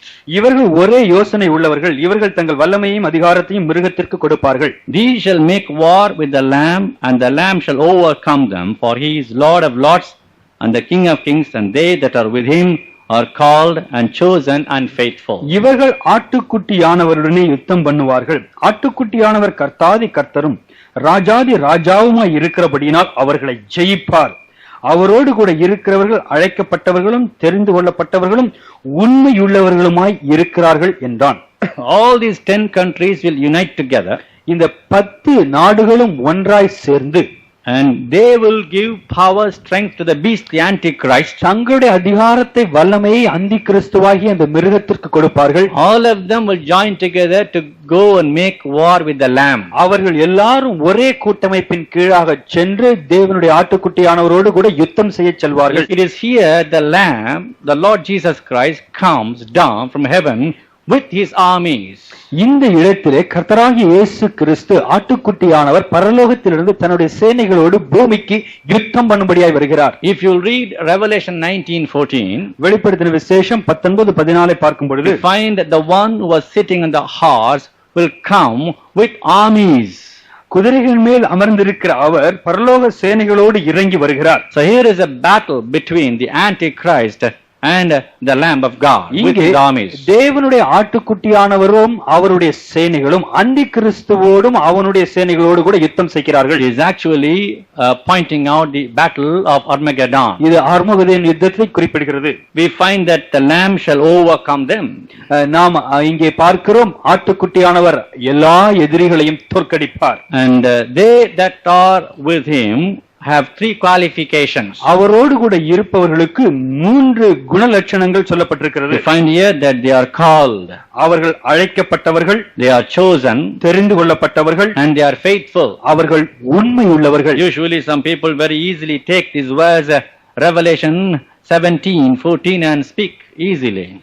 வெளிப்படுத்தின விசேஷம் 17ஆம் அதிகாரம் 14ஆம் வசனத்தை சும்மா சாதாரணமாக அநேகர் பேசி They விடுவார்கள். are called, they are chosen, they are faithful. அவர்கள் அழைக்கப்பட்டவர்கள், தெரிந்து கொள்ளப்பட்டவர்கள், உண்மை உள்ளவர்கள் என்று சொல்லி விடுவார்கள். They do not know the actual context at which this verse comes. ஆனால் எந்த இடத்திலே எந்த கருத்தோடு இந்த வசனம் எழுதப்பட்டிருக்கிறது என்பதை அவர்கள் சரியாய் It உணர்வதில்லை. refers to the battle between the Lamb of God and the Antichrist. தேவ ஆட்டுக்குட்டியானவருக்கும் அந்தி கிறிஸ்துவுக்கும் நடக்கிற யுத்தத்தையே இது குறிக்கிறது. You must know that those who are going to be with Jesus Christ should have these three qualifications. இயேசு கிறிஸ்துவோடு இருக்கக்கூடியவர்கள் இந்த தகுதிகளோடு இருக்க வேண்டும். They are called, அவர்கள் அழைக்கப்பட்டவர்கள், they are chosen, தெரிந்து கொள்ளப்பட்டவர்கள், and they are faithful. உண்மை உள்ளவர்கள். The word called speaks of a big group. அழைக்கப்பட்டவர்கள் என்று சொல்லும் பொழுது அது ஒரு பெரிய எண்ணிக்கை உள்ள ஒரு மக்கள் கூட்டத்தை காட்டுகிறது. When you come, they are chosen, அவர்கள் தெரிந்து கொள்ளப்பட்டவர்கள் என்று சொல்லும் பொழுது lesser than the called. அழைக்கப்பட்ட அந்த பெருந்திரள் கூட்டத்தை காட்டிலும் சற்று குறைவான கூட்டத்தை Jesus காட்டுகிறது. said, many are called, but few are chosen. இயேசு சொன்னார், அநேகர் அழைக்கப்பட்டார்கள், ஆனால் ஒரு சிலரோ தெரிந்து கொள்ளப்பட்டார்கள். All the called people should not have a sort of pride in heart. அழைக்கப்பட்டவர்கள் எல்லாரும் நாம் எல்லாம் அழைக்கப்பட்டிருக்கிறோம் என்று ரொம்ப பெருமையா இருக்கக்கூடாது. Several or many of the called shall not be found in the chosen group. அழைக்கப்பட்டவர்களிலே அநேகர் தெரிந்து கொள்ளப்பட்டவர்கள் என்கின்ற கூட்டத்திலே காணப்பட So மாட்டார்கள். it speaks of a higher sanctification one by one. ஆகவே படிப்படியாக அதிக பரிசுத்த நிலைமையை அடைவதை இது குறிக்கிறது. And all chosen may not be the faithful. தெரிந்து கொள்ளப்பட்டவர்கள் எல்லாரும் கர்த்தருக்கு உண்மை உள்ளவர்களாய் இருப்பார்கள் என்று சொல்ல முடியாது. Out of the chosen, some may turn out to be unfaithful to him. தெரிந்து கொள்ளப்பட்டவர்களிலும் கூட ஒரு சிலர் கர்த்தருக்கு உண்மை இல்லாதவர்களாய் What மாறிவிடுவார்கள். I want to say is, நான் சொல்ல விரும்புவது என்னவென்றால், those that are going to be with Jesus Christ should be holy. இயேசு கிறிஸ்துவோடு இருக்கக்கூடியவர்கள் பரிசுத்தமாய் இருக்க வேண்டும். Those who are already there and those who will be with him after the rapture.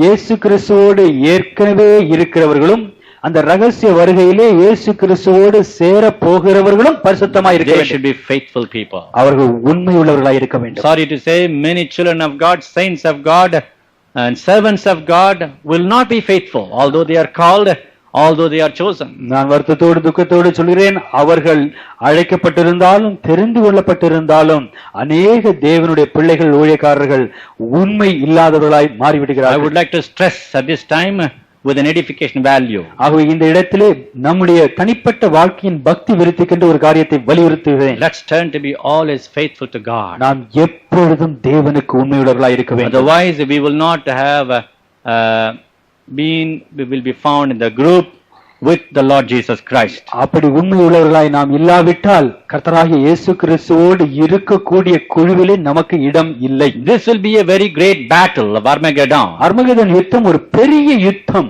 about which we will read again in chapter 19 of Revelation. வெளிப்படுத்தின விசேஷம் 19ஆம் அதிகாரத்தில் இதை குறித்து விவரமாய் நாம் பார்க்க போகிறோம். But John foresaw what was going to happen, during the time of this battle, even while he was referring to the sixth seal in chapter 5 of Revelation, chapter 6 of Revelation. வெளிப்படுத்தின விசேஷம் 6ஆம் அதிகாரத்திலே 6வது முத்திரை உடைக்கப்பட்ட பொழுதே இந்த யுத்தத்தின் பொழுது என்னென்ன காரியங்கள் நடக்க போகிறது என்பதை யோவான் முன்பாகவே கண்டார். Just go home and read chapter 6 of Revelation from 12 to 15. வெளிப்படுத்தின விசேஷம் 17.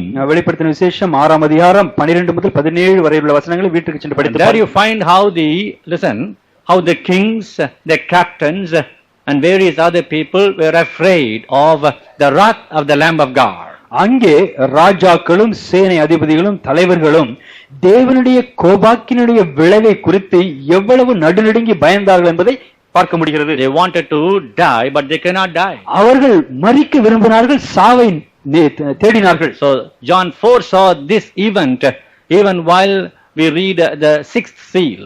6வது முத்திரை உடைக்கப்பட்ட அந்த நேரத்திலேயே இந்த அர்மகதோன் யுத்தத்தினுடைய காலகட்டத்தினுடைய விளைவுகளை யோவான் முன்னே பார்த்தார். Glory to God. தேவனுக்கு மகிமை உண்டாவதாக. Victory is for the Lord.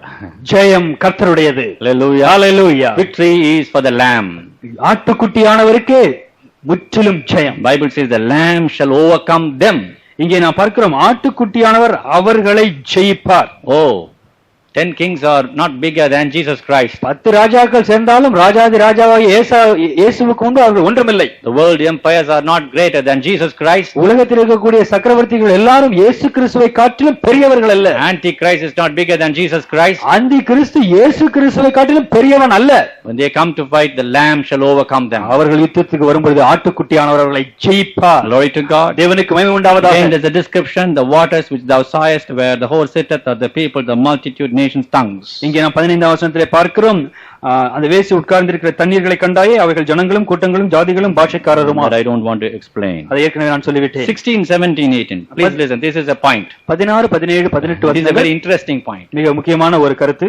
And the 10 horns which thou sawest upon the beast, these shall hate the whore, and shall make it desolate and naked, and shall eat their flesh and burn it with fire. நீ மிருகத்தின் மேல் கண்ட 10 கொம்புகளானவர்கள் அந்த வேசியை பகைத்து அவளை பாழும் நிர்வாணமுமாக்கி அவளுடைய மாம்சத்தை பட்சித்து அவளை நெருப்பினால் சுட்டெரித்து போடுவார்கள். You find here again the time of what should I say, battle between the whore and the Antichrist. இங்கே அந்தி கிறிஸ்துவுக்கும் அந்த மகா வேசிக்கும் இடையிலே ஏற்பட்ட சண்டையை பார்க்கிறோம். Now refer to first verse of 17, first verse. இப்ப 17ஆம் அதிகாரம் 1ஆம் வசனத்தை பாருங்கள். Come hither, I will show unto thee the judgment of the great whore that sitteth upon many waters. நீ இங்கே வா, 2ஆம் வசனம் தமிழிலே, அவளுக்கு வருகிற ஆக்கினையை உனக்கு காண்பிப்பேன் என்று சொல்லி. And that is actually fulfilled in verse 16. அந்த 2வது வசனம் தமிழில் எழுதப்பட்டிருக்கிற காரியம் இங்கே 16வது வசனத்தில் நிறைவேறி இருக்கிறது. The angel who had the vials, one of the angels who had 7 vials in hand, 7 கலசங்களை உடைய அந்த தூதர்களிலே ஒருவன் வந்து, he called John and said, அவன் யோவானை அழைத்து இப்படி சொன்னான், come, I'll show you the judgment that will come upon the harlot sitting upon many waters. நீ வா, தண்ணீர்கள் மேல் உட்கார்ந்திருக்கிற அவளுக்கு வருகிற ஆக்கினையை உனக்கு காண்பிப்பேன் என்று சொன்னான். And now the time comes. இப்பொழுது அது நிறைவேறுகிற காலம் வந்து விட்டது. Listen please. நன்றாக கவனியுங்கள். The beast, the Antichrist, is turning against the whore, the false church. அந்த மிருகம் அந்தி கிறிஸ்துவானவன் அந்த மாய்மால சபையாகி அந்த ஸ்திரீக்கு எதிராக மாறிவிடுகிறான். Hitherto they were hand in gloves. இதுவரையிலும் அவர்கள் 2 பேரும் எல்லா காரியங்களும் சேர்ந்தே செய்தார்கள். The beast was carrying her, I told you. நான் சொன்னேன், மிருகமானது ஸ்திரியை சுமந்து சென்றது. And he gave power to her and she gave power to him.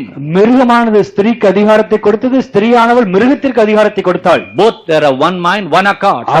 Sometimes சற்று காலம் அவர்கள் இருவரும் ஒரே மனதோடு ஒன்றாய் இயங்கினார்கள். But God comes in between them. ஆனால் தேவன் அவர்களுக்கு இடையிலே வருகிறார். Now what happens? என்ன நடக்கிறது? The beast is turning against the whore. இங்கே அந்த மிருகமானது அந்த மகாவேசிக்கு எதிராக மாறிவிடுகிறது. And make her desolate. Burning with fire means the destruction of the false church. அவளை பாழ் நிர்வாணமாக்கி அவளுடைய மாம்சத்தை பட்சித்து சுட்டரிக்கிறது என்று பார்க்கும்பொழுது அது எதை காட்டுகிறது? இந்த மாய்மாலமான சபை முற்றிலுமாய் அழிக்கப்படுகிறது. All these things had happened because God wanted to fulfill his will in their kingdom. Verse 17. இந்த காரியங்கள் எல்லாம் ஏன் நடந்தன? தேவன் தன்னுடைய சித்தம் இந்த ராஜ்யங்களில் நிறைவேற வேண்டும் என்று விரும்புகிறபடியினால். This is the actual reward of this woman.